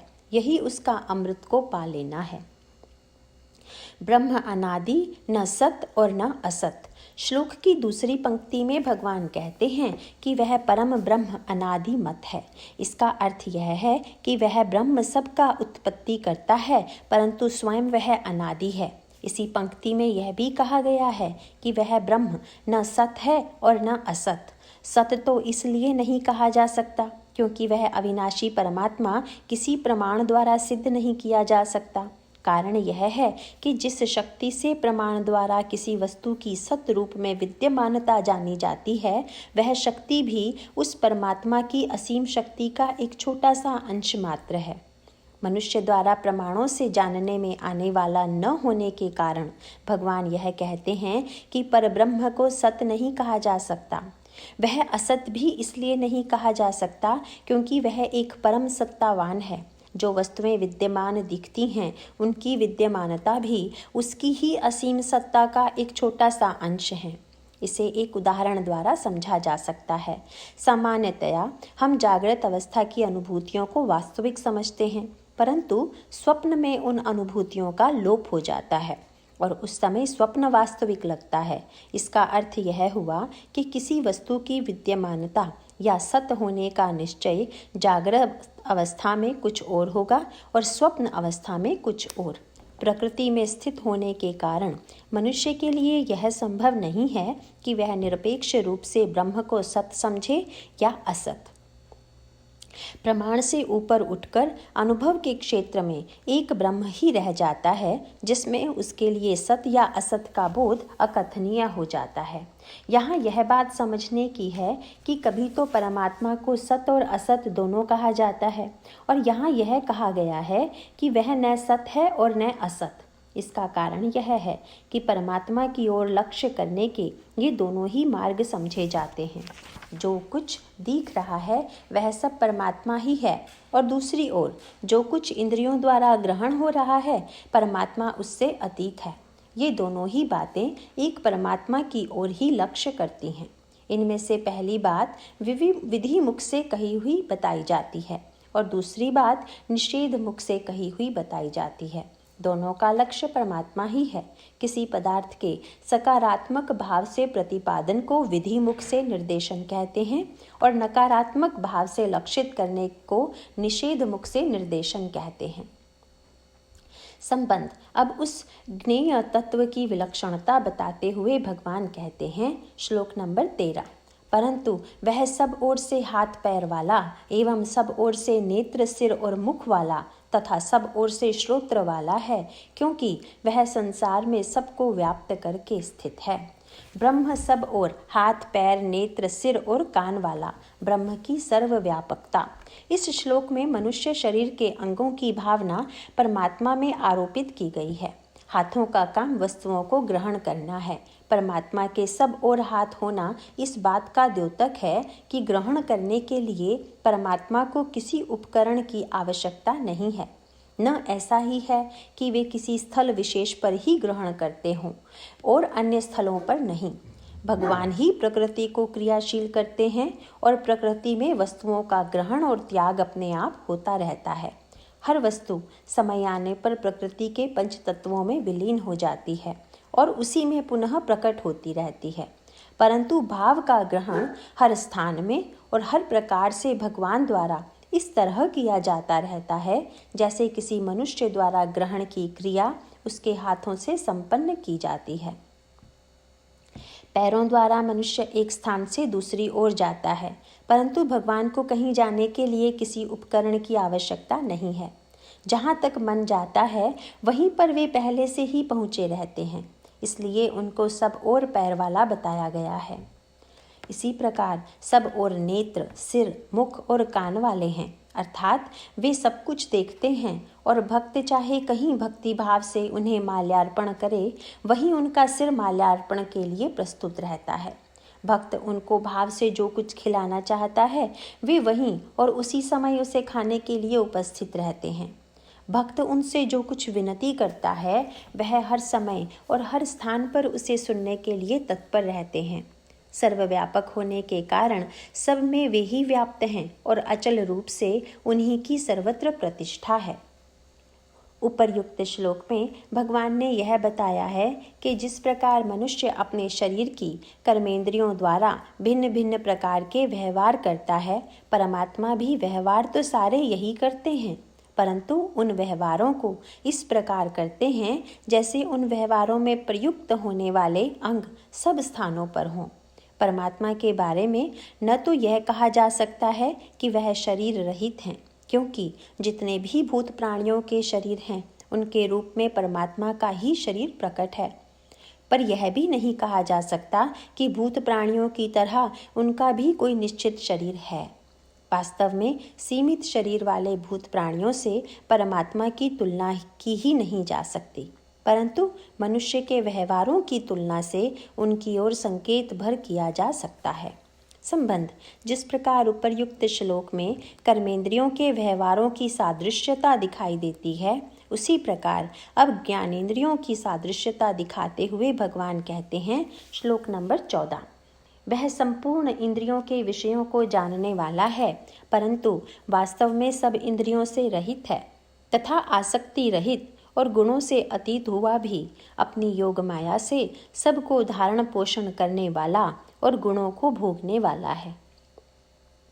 इंद्रिय रहित होते हुए भी ब्रह्म में इंद्रियों के सब आभास, ब्रह्म ही भरता और भोगता। जिस प्रकार मनुष्य अपनी ज्ञानेंद्रियों से प्राप्त होने वाले स्पंदनों का अनुभव अपने अंतःकरण से करता है, उसी के सदृश परमात्मा भी इंद्रियों के सारे विषयों को अनुभव करता है, पर उनमें कहीं विशेष इंद्रियों की वर्तमानता की कल्पना नहीं की जा सकती। स्वयं इंद्रियों से युक्त होने के कारण मनुष्य यह समझता है कि देखना, सुनना, सूंघना, स्पर्श करना या स्वाद लेना इत्यादि क्रियाएं और उनके अनुभव केवल उन इंद्रियों के बाह्य गोलकों अर्थात उपकरणों के द्वारा ही किए जा सकते हैं, परंतु यह कोई अटल सिद्धांत नहीं है। इस मान्यता का पालन भौतिक जगत में भी नहीं होता। उदाहरणार्थ, सुनने की उपकरण ध्वनि के स्पंदन श्रोतेंद्रिय तक पहुंचाते हैं, परंतु इंद्रियों की शक्ति सीमित होने के कारण केवल विशिष्ट श्रेणी के स्पंदन ही कान द्वारा सुने जा सकते हैं। असंख्य प्राणी इस प्रकार के होते हैं कि उनके सुनने के गोलक बिल्कुल भिन्न प्रकार के हैं, अथवा वे उन स्पंदनों को भी सुन सकते हैं जो मनुष्य की सुनने की शक्ति से बाहर हैं। यही दशा नेत्रेंद्रिय की है। इनके अतिरिक्त रेडियो, ट्रांजिस्टर इत्यादि में जिस ध्वनि का अनुभव होता है वह मनुष्यों की तरह वायु की तरंगों द्वारा न होकर विद्युत तरंगों द्वारा होता है। ध्वनि के रूप में उनका रूपांतर भी अन्य निर्जीव उपकरणों द्वारा हो जाता है। परमात्मा की शक्ति इन सबसे अधिक विलक्षण है। इसी बात की ओर संकेत करते हुए इस श्लोक में कहा गया है कि यद्यपि परमात्मा में ज्ञानेंद्रियां नहीं हैं, परंतु उन इंद्रियों के जितने भी कार्य हैं उन सब को वे अपनी असीम शक्ति से अनुभव करते हैं। श्लोक की दूसरी पंक्ति में बताया गया है कि वे सब का धारण पोषण करने वाले हैं, अर्थात प्राणियों के जितने भी शरीर हैं उन सब में धारण करने की शक्ति और उनके पोषण करने का दायित्व उस परमात्मा के असीम सामर्थ्य के छोटे से अंश द्वारा वहन होता है। ये दोनों कार्य वह किसी हेतु से नहीं करता, बल्कि ऐसा करना उसका स्वभाव ही है। प्रकृति में ही 3 गुण विद्यमान हैं, जिनकी पारस्परिक अंतरक्रियाओं से विभिन्न प्रकार के कर्तव्यों की उत्पत्ति होती है। मनुष्य या अन्य प्राणी जो कुछ भी कर्म करते हैं वे उन कर्मों के फलों को भोगने की दृष्टि से करते हैं। परमात्मा की स्थिति इससे विलक्षण है। उसके द्वारा गुणों को भोगना किसी सुख की आसक्ति से नहीं है, वरन वह केवल प्रकृति के गुणों की अंतरक्रियाओं से उत्पन्न होने वाले सभी परिणामों को केवल साक्षी रूप से अनुभव करता है। मनुष्यों और सब भूत प्राणियों में जो भोगने की शक्ति है वह उसकी असीम शक्ति का एक छोटा सा अंश है। संबंध इस प्रकार परमात्मा में कर्मेंद्रियों और ज्ञानेंद्रियों के सब व्यवहार दिखाते हुए भगवान अब उसकी व्यापकता के विषय में बताते हैं। श्लोक नंबर 15। वह परमात्मा चराचर सब भूतों के बाहर भीतर परिपूर्ण है और चर अचर रूप भी वही है। सूक्ष्म होने से वह अविज्ञेय है तथा अति समीप में और दूर में भी वही स्थित है। बाहर भीतर समीप और दूर भी ब्रह्म की उपस्थिति। परमात्मा सब भूतों के बाहर भीतर इसी प्रकार परिपूर्ण है जिस प्रकार सागर की लहरों में अंदर और बाहर सागर का जल ही है, वह लहरें भी जल का ही एक रूप हैं। ऐसा होने पर भी परमात्मा सूक्ष्म से भी सूक्ष्म है और इसी कारण वह जानने में नहीं आता। गुलाब के फूल का सारा महत्व इस कारण होता है कि उसमें एक विशेष सुगंध है। वह सुगंध फूल की पंखुड़ियों में प्रत्येक स्थान पर विद्यमान है, परंतु उस सुगंध का कोई वर्णन नहीं किया जा सकता, यद्यपि उसका अनुभव किया जा सकता है। इसी प्रकार परमात्मा यद्यपि अत्यंत सूक्ष्म होने के कारण हर वस्तु में व्याप्त है, परंतु वह न तो जानने में आता है और न उसका वर्णन ही किया जा सकता है, पर उसका अनुभव प्रत्येक मनुष्य अपने अंतःकरण में कर सकता है। यद्यपि परमात्मा ही इस सारे विश्व में जानने योग्य एक ज्ञेय तत्व है, परंतु अज्ञानियों के लिए अज्ञात होने के कारण अनंत जन्मों तक भी सुलभ नहीं है। ऐसा होते हुए भी ज्ञानियों के लिए या श्रद्धालुओं के लिए वह इतना समीप है कि वह परमात्मा उनकी आत्मा ही है। संबंध भगवान के विषय में जब कभी कोई विवेचन होता है तो साधारण रूप से शरीर की ओर संकेत करके यह कहा जाता है कि वह मनुष्य के अंदर ही विद्यमान है। इन शब्दों से कुछ ऐसी ध्वनि निकलती है कि परमात्मा शरीर में इस प्रकार विद्यमान है जैसे किसी पात्र में कोई द्रव भरा हो। यदि द्रव से भरे हुए कई पात्रों को लिया जाए तो ऐसा लगेगा कि वही द्रव भिन्न भिन्न पात्रों में अलग अलग भरा हुआ है और एक पात्र के द्रव से दूसरे पात्र का द्रव बिल्कुल पृथक है।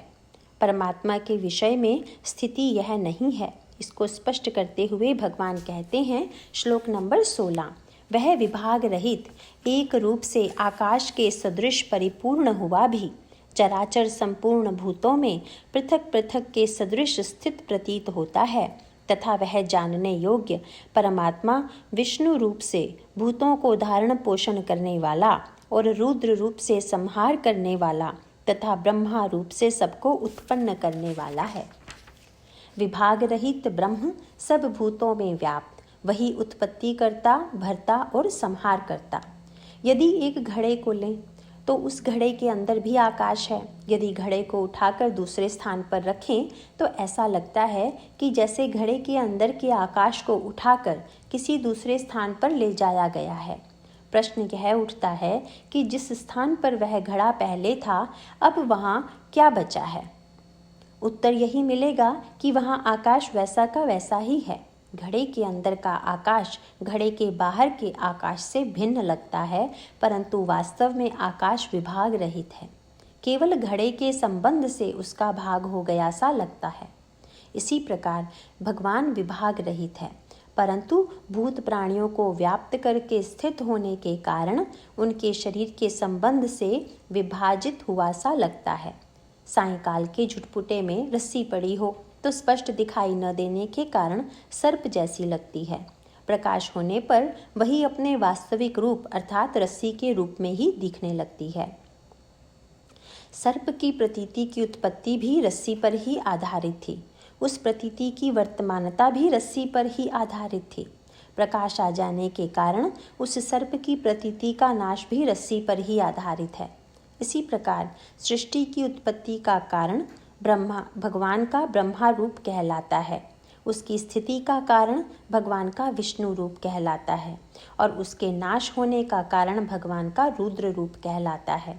जिस प्रकार रस्सी में सांप देखते समय न तो सांप कहीं से आया था, न वहाँ उपस्थित था और न वहाँ से कहीं चला गया, इसी प्रकार यह संसार न कहीं से उत्पन्न हुआ, न कहीं स्थित है और न इसका नाश होता है। संबंध अब इस विषय का उपसंहार करते हुए और ज्ञेय तत्व परमात्मा के विषय में उसके अत्यंत सूक्ष्म होने के कारण अविज्ञेय होने का वर्णन करके भगवान यह बताते हैं कि परमात्मा कहीं छिपा हुआ नहीं है, वरन वह तो स्वयं प्रकाश है और दृष्ट जगत में जो भी दैदीप्यमान वस्तुएं दिख पड़ती हैं वे भी उसी के प्रकाश से प्रकाशित हैं। यह स्पष्ट करने के लिए भगवान कहते हैं, श्लोक नंबर 17, वह ब्रह्म ज्योतियों का भी ज्योति एवं माया से अति परे कहा जाता है। वह परमात्मा बोध स्वरूप और जानने के योग्य है एवं तत्व ज्ञान से प्राप्त होने वाला और सबके हृदय में स्थित है। ब्रह्म ज्योतियों का ज्योति, ब्रह्म ही ज्ञाता, ज्ञान और ज्ञेय। संसार में जो कोई भी अत्यंत प्रकाशमान वस्तुएं दिखाई पड़ती हैं, जैसे सूर्य, चंद्रमा, विद्युत, अग्नि इत्यादि, वे सब भी उसी परमात्मा के प्रकाश से प्रकाशित हैं। कोई अंधकार ऐसा नहीं है जो परमात्मा तक पहुंचकर उसे ढक ले। सूर्य की गर्मी से जल जब मेघ बनकर आकाश में छा जाते हैं तो लोग यह कहते हैं कि सूर्य को मेघों ने ढक रखा है, परंतु सूर्य तो करोड़ों मील दूर है जहाँ तक मेघों की पहुँच ही नहीं है। वास्तव में मेघ जब आकाश में छाकर हमको ढक लेते हैं तो हम प्रकारांतर से यह कहते हैं कि मेघों ने सूर्य को ढक लिया। जिस प्रकार सूर्य मेघों की पहुँच से बहुत दूर है, उसी प्रकार कोई अंधेरा ऐसा नहीं है जो परमात्मा तक पहुँचकर उसे ढक ले। परमात्मा के आत्म चैतन्य के प्रकाश से ही सूर्य, चंद्रमा, बिजली और अग्नि इत्यादि प्रकाशमान वस्तुएं देदीप्यमान दिखती हैं। यहाँ यह प्रश्न उठता है कि यदि हम अपने अज्ञान से ही ढके रहने के कारण परमात्मा का अनुभव नहीं कर सकते, तो फिर उसको किस प्रकार जाना जा सकता है? इसका उत्तर देते हुए भगवान इस श्लोक की दूसरी पंक्ति में कहते हैं कि वह परमात्मा जानने के योग्य होते हुए भी स्वयं बोध स्वरूप है। उसको जानने का साधन तत्व ज्ञान है, और यह ज्ञान वह है जिसके अंग 7वें श्लोक से लेकर 11वें श्लोक तक बताए गए हैं। उन साधनों को श्रद्धापूर्वक, अटल विश्वास के साथ और निश्चय दृढ़ करके उस ज्ञेय परमात्मा को जाना जा सकता है, जिसके विषय में 12वें श्लोक से 17वें श्लोक तक बताया गया है। ज्ञान का फल होने के कारण वह परमात्मा ज्ञान गम्य कहा जाता है, और जब वह जान लिया जाता है तो उस अवस्था में वह ज्ञेय कहलाता है। 7वें श्लोक से 11वें श्लोक तक जिस ज्ञान का वर्णन है वह भी परमात्मा का ही स्वरूप है, क्योंकि परमात्मा में ज्ञान, ज्ञेय और ज्ञान गम्य की त्रिपुटी एक साथ ही वर्तमान है, और वह प्राणी मात्र के अंतःकरण में स्थित है। संबंध इस प्रकार क्षेत्र, क्षेत्रज्ञ और ज्ञान के विषय में बताकर भगवान अब यह बताते हैं कि इसको जान लेने का फल क्या है। श्लोक नंबर 18। हे अर्जुन, इस प्रकार क्षेत्र तथा ज्ञान और जानने योग्य परमात्मा का स्वरूप संक्षेप में कहा गया। इसको तत्व से जानकर मेरा भक्त मेरे स्वरूप को प्राप्त होता है। क्षेत्र, ज्ञान और ज्ञेय परमात्मा को जानने का फल भगवत प्राप्ति। क्षेत्र क्या है और किन विकारों वाला है, यह बात 5वें और 6ठे श्लोक में बताई गई है। ज्ञान के विषय में 7वें से 11वें श्लोक में बताया गया, और 12वें से 17वें श्लोक तक ज्ञेय अर्थात जानने योग्य परमात्मा के विषय में बताया गया। परमात्मा को सर्वज्ञ, परम बोध स्वरूप और सबका अंतर्यामी होने के कारण जो मनुष्य अपने सारे भावों को उनको अर्पण कर देता है, वही भगवान का भक्त है। उसका हृदय सदैव भक्ति के भावों से ही भरा रहता है। कुत्सित विचार उसके पास फटक भी नहीं सकते। प्रेम, श्रद्धा, विश्वास, शरणागति और निष्कामता के भावों को भी वह भगवान के अर्पण कर देता है। इंद्रियों से जो कुछ भी उसके द्वारा ग्रहण किया जाता है, उन सबको वह परमात्मा का स्वरूप ही समझता है। यह जानते हुए वह भक्त भगवान की शरण ग्रहण कर लेता है। वह सहज ही उनका अनुभव कर लेता है और भगवत भाव को प्राप्त हो जाता है। ज्ञान के उपर्युक्त 20 साधनों को पढ़कर कभी कभी ऐसा लगता है कि इनको ग्रहण करना तो बहुत कठिन होगा। ऐसा भी प्रतीत होता है कि इनको ग्रहण करने के लिए तो मनुष्य का एक जीवन भी पर्याप्त नहीं है, और इनके ग्रहण कर लेने पर कदाचित हमें अपनी सामाजिक स्थिति, अपने रहन सहन का स्तर, अपनी बहुमूल्य वस्तुएं छोड़नी पड़ेंगी। परंतु यदि गहराई से देखा जाए तो न तो वेश परिवर्तन की आवश्यकता है, न सामाजिक स्थिति के परिवर्तन की आवश्यकता है, और न परिवार या अन्य किसी वस्तु के ही छोड़ने की आवश्यकता है। भगवान यह पहले ही कह चुके हैं कि जीवात्मा की उनसे एकता है। ज्ञान के ये जितने अंग बताए गए हैं वे सब हम में स्वाभाविक और नैसर्गिक रूप से वर्तमान हैं। केवल सांसारिक मान्यताओं को भ्रम से पकड़े रहने के कारण ये हमारी दृष्टि से ओझल रहते हैं। इसलिए पहली बात तो यह है कि हम इस बात पर अचल और दृढ़ विश्वास करें कि ज्ञान के ये 20 साधन हमारे स्वभाव के ही अंग हैं। कहीं बाहर से इनको लाकर मन में नहीं बैठाना है। परंतु कठिनाई यह है कि चाहे सांसारिक मान्यताओं के कारण हो या भ्रम के कारण हो, हम इन सब साधनों को अपने से भिन्न समझ बैठे हैं। इसलिए उनको धारण करने की बात आते ही ऐसा समझने लग जाते हैं कि ये कोई हमसे बाहर की वस्तुएं हैं जिन्हें प्राप्त करना परिश्रम साध्य है। दूसरी बात यह समझने की है कि इनको धारण करने की अर्थात अपने वास्तविक स्वरूप में स्थित होने की अदम्य इच्छा हमें करनी है। और साथ ही साथ भगवान से उनकी सहायता की प्रार्थना करते हुए उनकी शरण ग्रहण करनी है। ऐसा करने पर भगवान अपनी असीम सामर्थ्य से उन सब बाधाओं को दूर कर देते हैं जिनके कारण हम स्वयं अपने स्वरूप से विमुख हो रहे हैं। बाहर का साज सामान पूर्ववत ही रहते हुए अंदर की दृष्टि बदल जाने से ज्ञान को धारण करना और ज्ञेय को पाना भगवान की कृपा से अत्यंत सरल हो जाता है। संबंध 7वें अध्याय में भगवान ने अपनी 2 प्रकृतियां अपरा और परा बताई थी। इनमें अपरा को जड़ और परा को चेतन बताया था। इस अध्याय में इन्हीं दोनों का वर्णन क्षेत्र और क्षेत्रज्ञ के रूप में किया गया है। इन दोनों प्रकृतियों से युक्त होना ही भगवान की भगवत्ता है।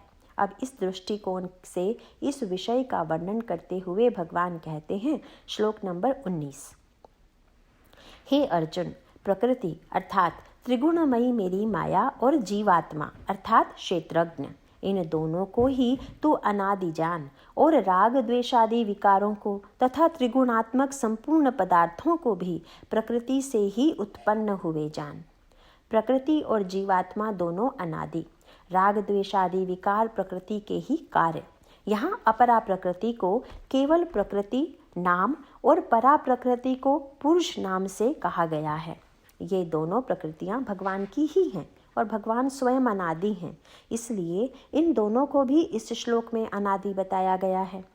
इस अध्याय के 5वें और 6ठे श्लोक में जो क्षेत्र के विकार बताए गए थे, उनकी उत्पत्ति प्रकृति अर्थात भगवान की अपरा प्रकृति से ही बताई गई है। उस प्रकृति में सत, रज और तम तीनों गुण वर्तमान रहते हैं, जिनके निरंतर परिवर्तन होने के कारण उन सब विकारों की उत्पत्ति होती है जो 5वें और 6ठे श्लोक में बताए गए हैं। संबंध 3रे श्लोक में यह कहा गया था कि जिससे जो कुछ उत्पन्न होता है वह भी बताया जाएगा, और अब उसी की ओर संकेत करते हुए भगवान यह स्पष्ट करते हैं कि अपरा प्रकृति से जो विकार उत्पन्न होते हैं वे किस प्रकार के होते हैं। श्लोक नंबर 20, क्योंकि कार्य और करण के उत्पन्न करने में हेतु प्रकृति है और जीवात्मा सुख दुख के भोक्तापन में अर्थात भोगने में हेतु कहा जाता है। कार्य और करण, ये जो विकार उत्पन्न होते हैं उनके 2 भेद हैं, कार्य और करण। इनका विभाजन इस प्रकार किया गया है, नंबर 1 कार्य, नंबर 2 करण। नंबर 1 कार्य, आकाश, वायु, अग्नि, जल और पृथ्वी, ये 5 महाभूत और शब्द, स्पर्श, रस, रूप और गंध 5 इंद्रियों के विषय, ये 10 तत्व। नंबर 2 करण, बुद्धि, अहंकार और मन 3 अंतःकरण अर्थात आंतरिक क्रियाओं के साधन, श्रोत्र, त्वचा, नेत्र, रसना और घ्राण 5 ज्ञानेंद्रियां, वाक, हस्त, पाद, उपस्थ और गुदा 5 कर्मेंद्रियां। इस प्रकार कार्य 10 हैं और करण 13। कार्य से तात्पर्य कर्म या क्रिया नहीं है, बल्कि जो वस्तु किसी अन्य वस्तु से उत्पन्न होती है वह उस वस्तु का कार्य कहलाती है, और उत्पन्न करने वाली वस्तु दूसरी वस्तु का कारण कहलाती है। करण से तात्पर्य क्रियाओं के साधन से है, अर्थात वे साधन जिनकी सहायता से कोई क्रिया होती है। उदाहरण के लिए देखने के करण नेत्र हैं और सुनने के करण कान हैं। कार्य और करण दोनों का योग 23 तत्वों के रूप में जाना जाता है, जो 3रे अध्याय के 28वें श्लोक के विवेचन में बताए गए हैं। यहाँ जिन 5 सूक्ष्म महाभूतों का वर्णन है, उन्हें 3रे अध्याय के 28वें श्लोक के विवेचन में तन मात्राओं से वर्णित किया गया है, और यहाँ जो 5 इंद्रियों के विषयों के नाम आए हैं वहाँ वही स्थूल भूतों से वर्णित किए गए हैं। जीवात्मा का भोक्तृत्व, इस श्लोक की 2री पंक्ति में भगवान कहते हैं कि वास्तव में पुरुष में भोक्तापन का भाव तभी तक है जब तक वह जीवात्मा के रूप में प्रकृति के गुणों से प्रभावित हुआ सा प्रतीत होता है। जीवात्मा और प्रकृति इन दोनों का स्वरूप इतना भिन्न है कि उनका संसर्ग वास्तव में तो हो ही नहीं सकता, परंतु भ्रम के कारण जीवात्मा अपने को भोक्ता मान लेता है और इसी कारण वह सुख और दुख का अनुभव करता है। संसार की प्रतीति भी तभी होती है जब अविद्या के कारण प्रकृति के साथ उससे विपरीत धर्म वाले पुरुष का संयोग होता है।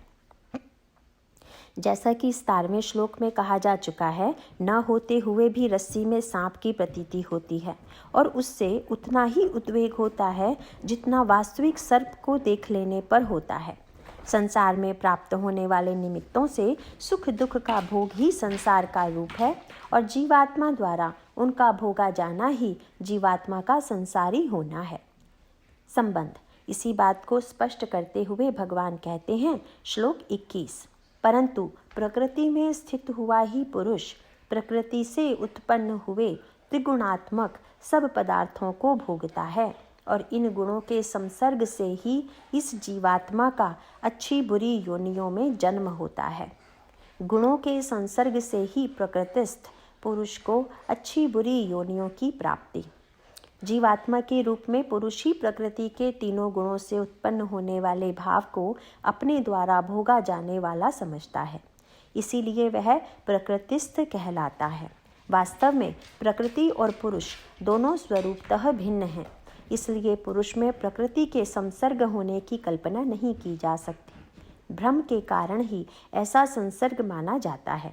गुणों का इस प्रकार संसर्ग हो जाने से जीवात्मा को अच्छी अथवा बुरी योनियों की प्राप्ति होती है।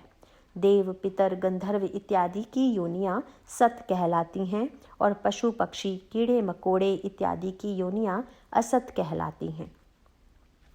मनुष्य योनि सत और असत दोनों प्रकार की मानी जाती है। यदि मनुष्य योनि प्राप्त करके चित्त को पशुवत विषयों में ही आसक्त रखा जाए और बुद्धि का उपयोग भी भोगों के अर्जन और उनमें प्रवृत्त होने के लिए ही किया जाए, तब तो मनुष्य योनि पशु पक्षी से भी निम्न स्तर की हो जाती है। यदि मनुष्य योनि प्राप्त होने पर ज्ञान, निष्काम कर्म, भक्ति इत्यादि से अपने को संयुक्त कर लिया जाए तो फिर यह देव योनियों से भी उच्च समझी जाएगी, क्योंकि इसी योनि में परमात्मा की प्राप्ति का अधिकार है। संबंध। वास्तव में जीवात्मा का स्वरूप परमात्मा का ही है और स्वभावतः वह प्रकृति के गुणों से असंग है। यह बताते हुए भगवान कहते हैं, श्लोक नंबर 22, वास्तव में तो यह पुरुष इस देह में स्थित हुआ भी पर अर्थात त्रिगुणमयी माया से सर्वथा अतीत ही है। केवल साक्षी होने से, उपद्रष्टा और यथार्थ सम्मति देने वाला होने से अनुमंता एवं सबको धारण करने वाला होने से भर्ता, जीव रूप से भोक्ता तथा ब्रह्मादि का भी स्वामी होने से महेश्वर और शुद्ध सच्चिदानंद घन होने से परमात्मा कहा गया है। जीवात्मा ही उपद्रष्टा, अनुमंता, भर्ता, भोक्ता और परमात्मा। इस श्लोक की दूसरी पंक्ति में भगवान यह स्पष्ट घोषणा करते हैं कि देह में स्थित हुए इस जीवात्मा का वास्तविक स्वरूप परमात्मा का ही है। परमात्म भाव के लक्षणों का वर्णन करते हुए भगवान यह बताते हैं कि यह जीवात्मा स्वयं क्रिया न करते हुए भी क्रियाओं के समीप ही स्थित होने के कारण उन सब का साक्षी अर्थात देखने वाला है। ऊपर कहे हुए कार्य और करणों के व्यवहार में यह स्वयं संलग्न नहीं होता, परंतु उनके समीप रहकर उनको तटस्थ भाव से देखने वाला है। उसकी तुलना में कोई और आंतरिक दृष्टा नहीं है, इसलिए वह इन सब का उपद्रष्टा है। दूसरी बात जो भगवान बताते हैं वह यह है कि अंतःकरण और इंद्रियों की क्रियाओं में यथार्थ सम्मति इसी से मिलती है, इसीलिए यह उनका अनुमंता भी है। इसी को भर्ता बताने का तात्पर्य यह है कि भोग और मोक्ष की अनुभूति भी इसी के द्वारा होती है। उनको प्राप्त करने के लिए यह अपने आप को शरीर, इंद्रिय, मन और बुद्धि आदि से संयुक्त कर लेता है। इस सब से संयुक्त होकर यह भोक्ता कहा जाता है।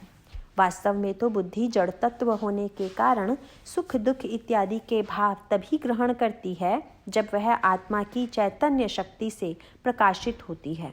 जिस प्रकार लाल फूल के ऊपर रखे हुए निर्मल शीशे का टुकड़ा फूल के रंग से लाल दिखाई पड़ता है, उसी प्रकार बुद्धि के संसर्ग से सुख और दुख की प्रतीतियां आत्मा में दिखाई देती हैं, परंतु वास्तव में आत्मा इनसे अलिप्त है। भगवान बताते हैं कि यह आत्मा ही सब में व्याप्त होने के कारण और स्वतंत्र होने के कारण महाईश्वर अर्थात महेश्वर ही है। संबंध: गुणों के सहित प्रकृति और उपर्युक्त लक्षणों से युक्त आत्मा को जानने का क्या फल है, यह बताते हुए भगवान कहते हैं, श्लोक नंबर 23, इस प्रकार पुरुष को और गुणों के सहित प्रकृति को जो मनुष्य तत्व से जानता है वह सब प्रकार से बरतता हुआ भी फिर नहीं जन्मता है, अर्थात पुनर्जन्म को नहीं प्राप्त होता है। प्रकृति और पुरुष के तत्व ज्ञान से मोक्ष प्राप्ति, यह एक अत्यंत महत्वपूर्ण श्लोक है। इस श्लोक में भगवान यह बताते हैं कि पुरुष अर्थात जीवात्मा को इस प्रकार साक्षात आत्मभाव से जान लेना चाहिए कि मेरा स्वरूप यह है और विकार रूप गुणों के सहित अविद्या अर्थात प्रकृति को भी विद्या द्वारा अर्थात परमात्मा के तत्व ज्ञान द्वारा निवृत्त कर लेना चाहिए। ऐसा मनुष्य सब प्रकार के व्यवहार करते हुए भी फिर दूसरे शरीर में जन्म नहीं लेता, अर्थात मुक्त हो जाता है।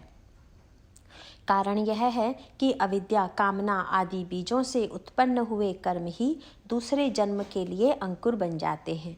भगवान का तत्व ज्ञान अर्थात ऊपर कहे हुए श्लोकों के अनुसार अपने स्वरूप को जानने के पश्चात शरीर द्वारा किए हुए कर्म पुनर्जन्म रूपी फलों को उसी प्रकार उत्पन्न नहीं कर पाते जैसे स्वप्न से जागे हुए मनुष्य का स्वप्न में किए हुए कर्मों के फल से कोई संबंध नहीं रह जाता।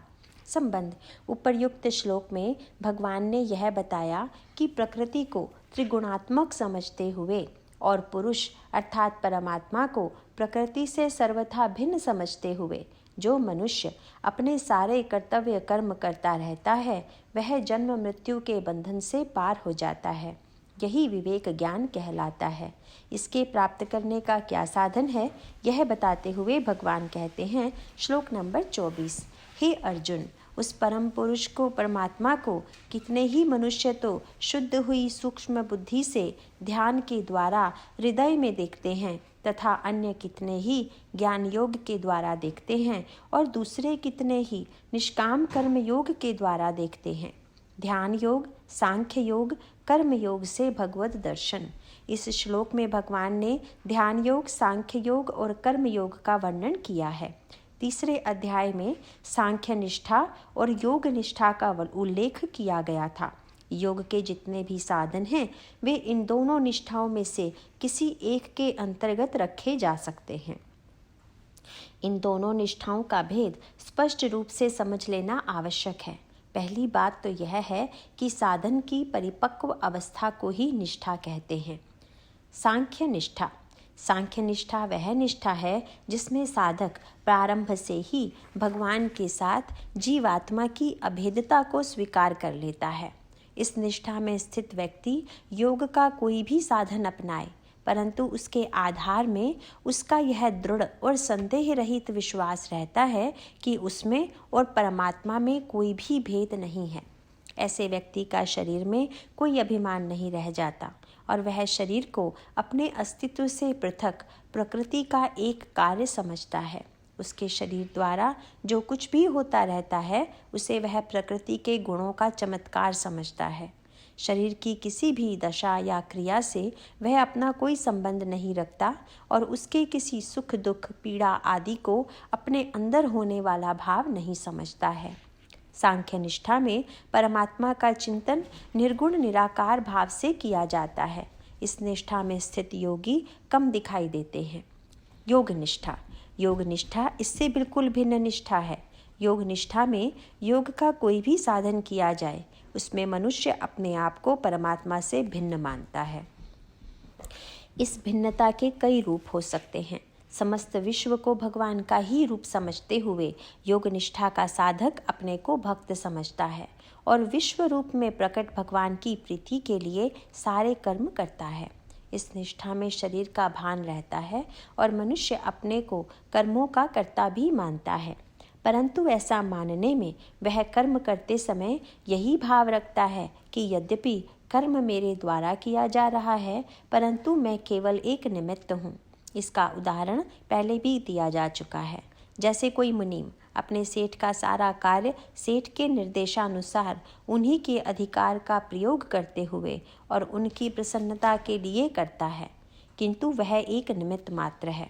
इसका दूसरा उदाहरण नाटक में कार्य करने वाले का है, जो नाटक के निर्देशक द्वारा दी गई भूमिका को उसकी प्रसन्नता के लिए ही करता है। कुछ लोग भगवान को स्वामी समझते हैं और अपने को उनका सेवक। कुछ लोगों का भगवान के प्रति ऐसा भाव रहता है जैसे एक पतिव्रता स्त्री का अपने पति के लिए रहता है। कुछ लोग भगवान के प्रति ऐसा भाव रखते हैं जैसे पिता का अपने पुत्र के साथ रहता है। ये सब भाव उस सिद्धांत के बोधक हैं जिसमें मनुष्य भगवान से भेद मानते हुए उनकी भक्ति करता है और सारे कर्म करता है। ध्यान योग और भक्ति योग, इन दोनों निष्ठाओं के अंतर्गत योग के सभी साधन आ जाते हैं। कुछ साधन दोनों निष्ठाओं में उभयनिष्ठ हैं, जैसे ध्यान का साधन ध्यान योग के रूप में सांख्य निष्ठा में भी होता है और योग निष्ठा में भी। अंतर इतना है कि सांख्य निष्ठा में ध्यान निर्गुण निराकार भाव से ही किया जाता है और योग निष्ठा में सगुण निराकार अथवा सगुण साकार के रूप में किया जाता है। इसी प्रकार भक्ति का साधन दोनों निष्ठाओं के अंतर्गत आते हुए भी अत्यंत विलक्षण है। यूँ समझना चाहिए कि भक्ति दोनों निष्ठाओं का आधार है, स्वयं साधन भी है और साध्य भी। वास्तव में भगवान और भक्ति एक रूप ही हैं। सांख्य योग और कर्म योग, इस श्लोक की दूसरी पंक्ति में सांख्य और कर्म का योग के रूप में उल्लेख किया गया है। निष्ठा एक व्यापक शब्द है और योग उसके अंतर्गत आने वाला एक साधन है। इसलिए श्लोक की दूसरी पंक्ति में सांख्य योग और कर्म योग का उल्लेख किया गया है। साधन भिन्न भिन्न होते हुए भी फल के रूप में एक भगवत प्राप्ति ही होती है। उस स्थिति में पहुंचकर साधन और साधक दोनों ही साध्य के अस्तित्व में विलीन हो जाते हैं। संबंध, इतना सब कुछ जानने पर यह प्रश्न उठ सकता है कि यदि किसी मनुष्य की बुद्धि इतनी विकसित न हो कि वह ज्ञान विज्ञान निर्गुण निराकार सगुण साकार प्रकृति पुरुष इत्यादि के भेदों को समझ सके, तो क्या उसके लिए कोई सरल मार्ग है? इसे बताते हुए भगवान कहते हैं, श्लोक नंबर 25, परंतु इनसे दूसरे अर्थात जो मंद बुद्धि वाले पुरुष हैं, वे स्वयं इस प्रकार न जानते हुए दूसरों से अर्थात तत्व से जानने वाले पुरुषों के कहने के अनुसार ही श्रद्धा सहित तत्पर हुए साधन करते हैं, और वे सुनने के परायण हुए पुरुष भी मृत्यु रूप संसार सागर को निसंदेह तर जाते हैं। मंद बुद्धि पुरुष को भी श्रद्धा से मोक्ष। इस श्लोक में भगवान यह बताते हैं कि यदि किसी मनुष्य की बुद्धि इतनी विकसित नहीं है कि वह इन सब बातों को और दर्शन के गूढ़ तत्वों को समझ सके, तो उसके लिए इतना ही पर्याप्त है कि वह महात्मा जन व गुरु के वचनों पर श्रद्धा रखते हुए उनके उपदेश के अनुसार साधन करे और संदेह को पास नहीं फटकने दे। अपने सांसारिक कर्तव्य कर्मों को महात्मा अथवा गुरु के कथनानुसार करता रहे। उनके कहे हुए वचनों पर पूर्ण विश्वास रखे। इस प्रकार का सरल हृदय मनुष्य भी मृत्यु के सागर को पार कर लेता है और फिर पुनर्जन्म के चक्र में नहीं पड़ता। इसमें आवश्यकता हृदय के निर्मल और कपटहीन होने की है। इसके विपरीत यदि कोई मनुष्य सांसारिक कार्यों में तो अपनी बुद्धि को ही प्रधानता दे और आध्यात्म विषयक ज्ञान को अपने से दूर रखने की चेष्टा करते हुए इसके समझ में न आने का बहाना करे, यह तो प्रारंभ से ही कपट निष्ठा का आश्रय लेना है। परंतु इस श्लोक में भगवान उन लोगों के लिए स्पष्ट आश्वासन देते हैं जो वास्तव में अपनी बुद्धि को इतना विकसित नहीं समझते कि अध्यात्म के गूढ़ तत्वों को ग्रहण कर सकें। उनके लिए बिल्कुल सीधा मार्ग यह है कि वे निश्चल भाव से अपने कल्याण के लिए भगवान से प्रार्थना करें। यदि उनकी इच्छा उत्कट होगी तो उन्हें अवश्य ही पथ प्रदर्शक गुरु अथवा महात्मा सुलभ हो जाएंगे और उन्हें ऐसे साधन का उपदेश करेंगे जो उनके द्वारा सुगमता से किया जा सके। इस पर विश्वास करके लगन से चलने पर ऐसा मनुष्य भी संसार सागर से पार हो जाता है। संबंध। यहाँ एक प्रश्न उठ सकता है कि प्रकृति में तो भिन्न भिन्न प्रकार के प्राणी, वस्तुएं, क्रियाकलाप इत्यादि दिखाई देते हैं। इनकी विविधता देखकर चित्त भ्रमित सा हो जाता है और बुद्धि यह निश्चय नहीं कर पाती कि इस सिद्धांत को कैसे ग्रहण किया जाए। इसको बताते हुए भगवान कहते हैं, श्लोक नंबर 26 और 27, हे अर्जुन, यावन मात्र जो कुछ भी स्थावर जंगम वस्तु उत्पन्न होती है, उस संपूर्ण को तू क्षेत्र और क्षेत्रज्ञ के संयोग से ही उत्पन्न हुई जान। इस प्रकार जानकर जो पुरुष नष्ट होते हुए सब चराचर भूतों में नाश रहित परमेश्वर को समभाव से स्थित देखता है, वही यथार्थ दिखता है। नाशवान दृश्य वर्ग का आधार भी नाश रहित परमात्मा। इन दोनों श्लोकों के द्वारा भगवान इस पूरे अध्याय का सार बताते हुए कहते हैं कि जो कुछ भी चर और अचर रूप से सृष्टि दिख पड़ती है, वह सब क्षेत्र और क्षेत्रज्ञ के संयोग से ही दृश्य के रूप में स्थित है। यह तो स्पष्ट हो ही चुका है कि क्षेत्र से तात्पर्य भगवान की अपरा और जड़ प्रकृति से है। इसके स्वभाव में ही नित्य परिवर्तनशीलता है और भिन्न भिन्न रूपों में प्रकट होने की शक्ति है, परंतु वह इस योग्य नहीं है कि अपने आप इन रूपों को धारण करे। उसको क्रियाशील करने के लिए क्षेत्रज्ञ की चेतन शक्ति की आवश्यकता होती है। यह शक्ति परमात्मा की परा प्रकृति है और उसी के माध्यम से स्वयं परमात्मा ही जीवात्मा के रूप में जड़ प्रकृति में स्थित होकर उसे क्रियाशील कर देते हैं। उदाहरण के लिए बच्चों का एक खिलौना लें जिसमें रंग बिरंगे कांच के टुकड़े होते हैं। उसको घुमाते रहने पर वे कांच के टुकड़े भिन्न भिन्न सुंदर आकृतियां बनाते रहते हैं। यदि बच्चों की उस दूरबीन को घुमाया ना जाए तो वे टुकड़े कोई आकृतियां ग्रहण नहीं कर पाते। ये आकृतियां इतनी मनमोहक होती हैं कि वस्त्र उद्योग में बहुत से तकनीकी लोग भी इस छोटे से खिलौने की सहायता से तरह तरह के डिज़ाइन बनाते हैं, परंतु डिज़ाइनों की इन आकृतियों के पीछे काम करने वाली वह शक्ति है जो दूरबीन को घुमाती है और जिसके कारण खिलौने के अंदर पड़े हुए कांच के टुकड़े भिन्न भिन्न स्थितियों को प्राप्त करके तरह तरह के डिज़ाइनों के रूप में व्यक्त होते हैं। इसी प्रकार जड़ प्रकृति द्वारा ही सब भूत प्राणियों की सृष्टि होती है, परंतु उस जड़ प्रकृति को परिचालित करने की शक्ति क्षेत्रज्ञ अर्थात चेतन जीवात्मा में ही है। क्षेत्र और क्षेत्रज्ञ का संयोग अवास्तविक। 27वें श्लोक में भगवान एक अत्यंत रहस्य की बात कहते हैं। वे कहते हैं कि भूत प्राणियों की आकृतियां तो निरंतर बनती और बिगड़ती रहती हैं, परंतु जिसकी शक्ति से ये बनती और बिगड़ती हैं वह जीवात्मा के रूप में परमात्मा सदैव संभाव से उपस्थित रहता है और उसमें परिवर्तन की कोई क्रिया नहीं होती। इसे समझने के लिए पानी से भरे एक पात्र का उदाहरण लें जिसमें चंद्रमा का प्रतिबिंब पड़ रहा है। चंद्रमा पृथ्वी से लाखों किलोमीटर दूर होते हुए भी उस पात्र में स्थित दिखाई देता है। पात्र के जल के हिलने पर वह चंद्रमा भी हिलता सा दिखाई देता है। पात्र का जल जिस रंग का होता है वही रंग उसमें दिखने वाले चंद्रमा का भी हो जाता है। जल को यदि फेंक दिया जाए तो उसमें दिखाई देने वाला चंद्रमा विलीन हो जाता है, परंतु ऐसा नहीं है कि वास्तव में जल के हिलने डुलने या उसके रंग या उसके फेंक दिए जाने का कोई प्रभाव उस चंद्रमा पर पड़ा हो जिसका प्रतिबिंब जल में दिख रहा था। जल में चंद्रमा न होते हुए भी लोग यही कहते हैं कि देखो इस पात्र में चंद्रमा है। इसी प्रकार जड़ प्रकृति के कार्य रूप इन शरीरों में भी चलने फिरने, तरह तरह के कार्य करने इत्यादि की क्रियाएं दिख रही हैं। वे उस परमात्मा की शक्ति से हैं जो इन शरीरों से और इनको निर्मित करने वाली प्रकृति से सर्वथा अलग है। जैसे चंद्रमा का प्रतिबिंब जल में दिखता है, इसी प्रकार जीवात्मा जो वास्तव में परमात्मा का ही रूप है इन शरीरों में समझा जाता है। जिस प्रकार जल के फेंक दिए जाने पर वह प्रतिबिंब विलीन हो जाता है, उसी प्रकार शरीर के नाश हो जाने पर जीवात्मा का उसमें से निकल जाना कहा जाता है।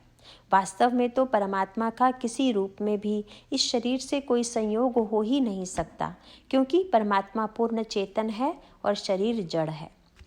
संबंध।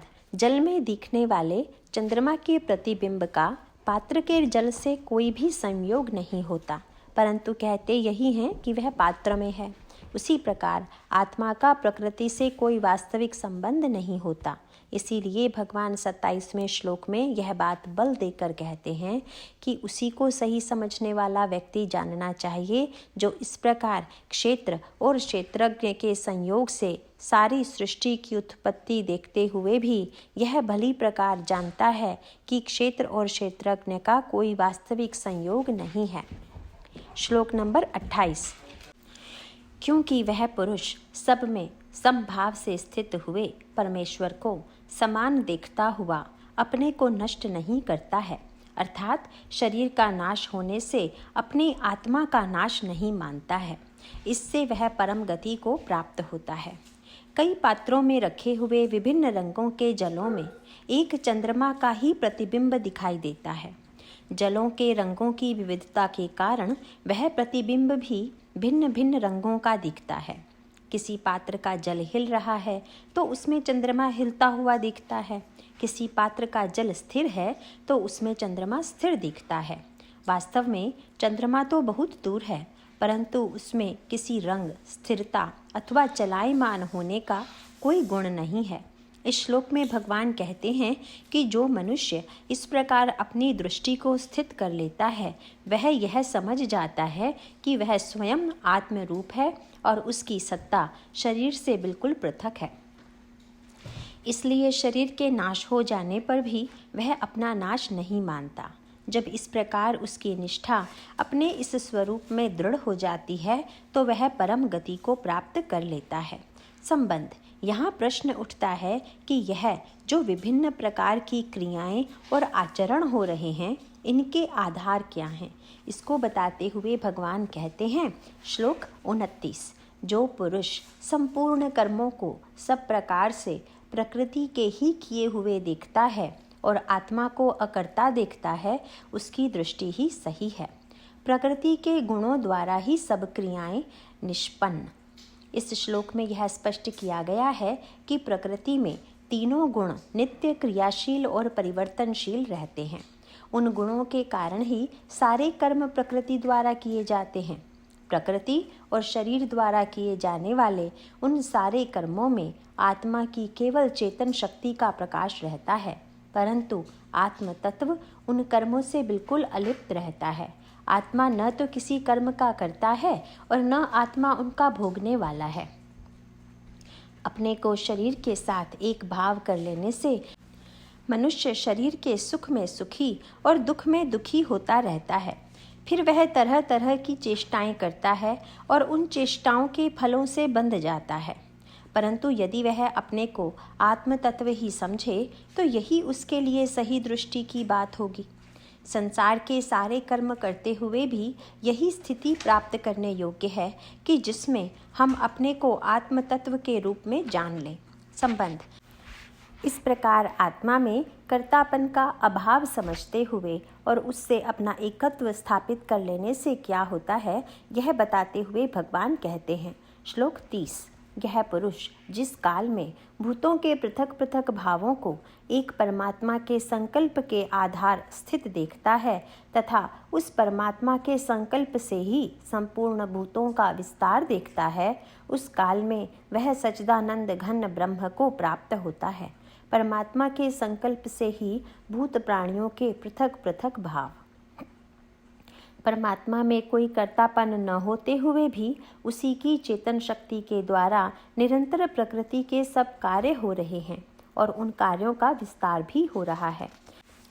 भूत प्राणियों में जो कुछ भी भिन्नता है वह सब प्रकृति के ही उस भाव के कारण है जो स्वाभाविक ही भिन्नता के भाव को प्रकट करने वाली है। जब इस प्रकार मनुष्य की दृष्टि दृढ़ हो जाती है तब वह ब्रह्म को ही प्राप्त हो जाता है। संबंध। एक शंका कभी कभी मन में उठती है कि आत्मा शरीर में किस प्रकार स्थित मानी जाती है और यदि वह स्थित है तो शरीर के गुणों का उस पर प्रभाव क्यों नहीं पड़ता। इसको स्पष्ट करते हुए भगवान कहते हैं श्लोक नंबर 31। हे अर्जुन, अनादि होने से और गुणातीत होने से यह अविनाशी परमात्मा शरीर में स्थित हुआ भी वास्तव में न कुछ करता है और न लिपायमान होता है। परमात्मा स्वरूप जीवात्मा अनादि, गुणातीत, अकर्ता और अलिप्त। यदि एक मनुष्य अपना मुख देखने के लिए शीशे को उठा ले तो शीशे में उसका प्रतिबिंब दिखने लगता है, और जब तक शीशा मुख के सामने रहता है तब तक प्रतिबिंब भी दिखता रहता है। शीशे के हटा लेने पर वह प्रतिबिंब भी दिखना बंद हो जाता है। परंतु देखने वाला व्यक्ति शीशा सामने आने से पहले भी था, शीशे के सामने रहते हुए भी था, और शीशा हटा लेने के बाद भी वह व्यक्ति रहता है। शीशे की बनावट में यदि कोई उतार चढ़ाव होता है तो उसमें दिखने वाली आकृति भी टेढ़ी मेढ़ी होती है या मोटी पतली दिखती है, परंतु यह विकृति प्रतिबिंब में होती है, देखने वाले में नहीं होती। यही बात परमात्मा के विषय में है। प्रकृति के सानिध्य से पहले भी परमात्मा ही है। उसके द्वारा विविध रूपों में दिखाए जाने पर भी परमात्मा निर्विकार और अखंड है और प्रकृति से नितांत अलिप्त भी है। इसी तरह शरीरों के माध्यम से एक परमात्मा ही दिखता है, परंतु शरीरों की भिन्नता के अनुसार वह भी विभिन्न रूपों में दिखता है। सारी क्रियाएं प्रकृति के गुणों के कारण ही हो रही हैं, परंतु परमात्मा न तो कुछ करता है और न उन क्रियाओं में लिप्त होता है। संबंध। इसी बात का उदाहरण देते हुए भगवान कहते हैं, श्लोक नंबर 32, जिस प्रकार सर्वत्र व्याप्त हुआ आकाश सूक्ष्म होने के कारण लिपायमान नहीं होता है, वैसे ही सर्वत्र देह में स्थित हुआ भी आत्मा गुणातीत होने के कारण देह के गुणों से लिपायमान नहीं होता है। जीवात्मा की आकाश से सादृश्यता। इस श्लोक में बताया गया है कि अति सूक्ष्म होने के कारण आकाश जिस वस्तु में रहता है उसी के रूप का लगने लगता है।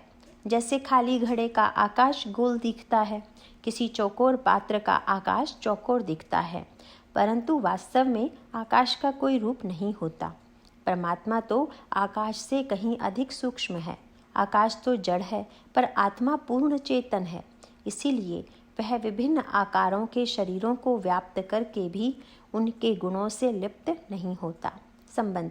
परमात्मा किस प्रकार प्रकृति को प्रकाशित और क्रियाशील करता है, इसका उदाहरण देते हुए भगवान कहते हैं, श्लोक नंबर 33, हे अर्जुन, जिस प्रकार एक ही सूर्य इन संपूर्ण ब्रह्मांड को प्रकाशित करता है, उसी प्रकार एक ही आत्मा संपूर्ण क्षेत्र को प्रकाशित करता है। ब्रह्मांड स्थित सूर्य से परमात्मा की सादृश्यता। यद्यपि एक परमात्मा की शक्ति से ही सारी जड़ प्रकृति क्रियाशील हो रही है और विभिन्न रूपों में उस परमात्मा को ही अभिव्यक्त कर रही है, परंतु उसका यह करना ऐसा ही है जैसे करोड़ों किलोमीटर दूर पर स्थित सूर्य सारे ब्रह्मांड को अपने प्रकाश से भर देता है। उसके प्रकाश में तरह तरह के कार्य होते रहते हैं, पर उन क्रियाओं से सूर्य का कोई संबंध नहीं होता। संबंध। इन सब बातों को जानने का क्या फल है, यह बताते हुए भगवान कहते हैं, श्लोक नंबर 34, इस प्रकार क्षेत्र और क्षेत्रज्ञ के भेद को तथा विकार सहित प्रकृति से छूटने के उपाय को जो पुरुष ज्ञान नेत्रों द्वारा तत्व से जानते हैं, वे महात्मा जन पर ब्रह्म परमात्मा को प्राप्त होते हैं। क्षेत्र क्षेत्रज्ञ के ज्ञान से भगवत प्राप्ति। इस अध्याय के 7वें श्लोक से 11वें श्लोक तक ज्ञान के रूप में ज्ञान के जिन साधनों का वर्णन किया गया है, उनको ग्रहण करने पर मनुष्य के अंदर यह योग्यता आ जाती है कि वह क्षेत्र और क्षेत्रज्ञ के अंतर को ठीक तरह से समझ ले और सारे कर्मों को प्रकृति के गुणों द्वारा ही किया जाने वाला समझकर प्रकृति से अपने अस्तित्व को भिन्न कर ले। ऐसा कर लेने पर मनुष्य को भगवान की ही प्राप्ति हो जाती है, उसके सारे अज्ञान की निवृत्ति हो जाती है और वह अपने वास्तविक स्वरूप को प्राप्त होकर अमर हो जाता है। बहुधा लोगों के मन में यह शंका उठा करती है कि यदि हम क्षेत्र और क्षेत्रज्ञ के इस तत्व को भली प्रकार समझ भी लें तो इससे हमें अपने दैनिक जीवन के कार्य करने में क्या सहायता मिलेगी। इस श्लोक में जो ज्ञान चक्षुओं के खुलने की बात कही गई है, उसका तात्पर्य यह है कि ज्ञान के जो साधन छठे श्लोक से 11वें श्लोक तक बताए गए हैं, उनके ऊपर अपना पूर्ण विश्वास दृढ़ कर लिया जाए और इस विषय में कोई संशय नहीं रखा जाए कि ये साधन ही वास्तव में मनुष्य जीवन में ग्रहण करने की वस्तु हैं। ऐसा करने से सांसारिक जीवन की भ्रमपूर्ण मान्यताओं से मनुष्य मुक्त हो जाता है और उन मान्यताओं के कारण होने वाले तनावों और कठिनाइयों से भी छूट जाता है। धीरे धीरे उसके मन में रहने वाले अहंकार से उत्पन्न स्वार्थ बुद्धि का भी रूपांतर होकर यह सर्व रूपों में प्रत्यक्ष प्रकट परमात्मा का ही अनुभव कर लेता है। इस प्रक्रिया में जैसे जैसे वह आगे बढ़ता है, वैसे वैसे परमात्मा की कृपा उसको पग पग पर सहायता देने लगती है और परमात्मा अपनी असीम शक्ति से उसकी कठिनाइयों का निवारण करते रहते हैं। अपने आप तो ज्ञान के इन साधनों का पूर्ण रूप से आचरण करना शायद जीवन में संभव ना हो सके, परंतु परमात्मा की कृपा से तो इनका थोड़े ही समय में प्राकट्य होने लगता है। यह अच्छी प्रकार समझ लेना चाहिए कि सांसारिक मान्यताओं को पकड़े रहने पर यह संभव नहीं है कि मनुष्य शांति लाभ कर सके या आत्यंतिक सुख प्राप्त कर सके। बहुधा सुख की मानी हुई सामग्रियों को ही मनुष्य सुख का साधन समझ लेते हैं। सामग्रियों से शारीरिक सुविधाएं कदाचित मिल भी जाएं तो भी उनसे सुख की प्राप्ति असंभव है। सुख तो मन की शांति से ही मिलता है और उसके लिए मन में ज्ञान का प्रकाश होना अनिवार्य है। ज्ञान के प्रकाश से अज्ञान का अंधकार मिटता है और स्वरूप का साक्षात्कार होता है, जो आनंद का धाम है। ओम तत्सदिति श्रीमद्भगवद्गीतासु उपनिषत्सु ब्रह्म विद्यायां योगशास्त्रे श्रीकृष्ण अर्जुन संवादे क्षेत्र क्षेत्रज्ञ विभाग योगो नाम 13 अध्याय। हरि ओम तत्सत्, हरि ओम तत्सत्, हरि ओम तत्सत्।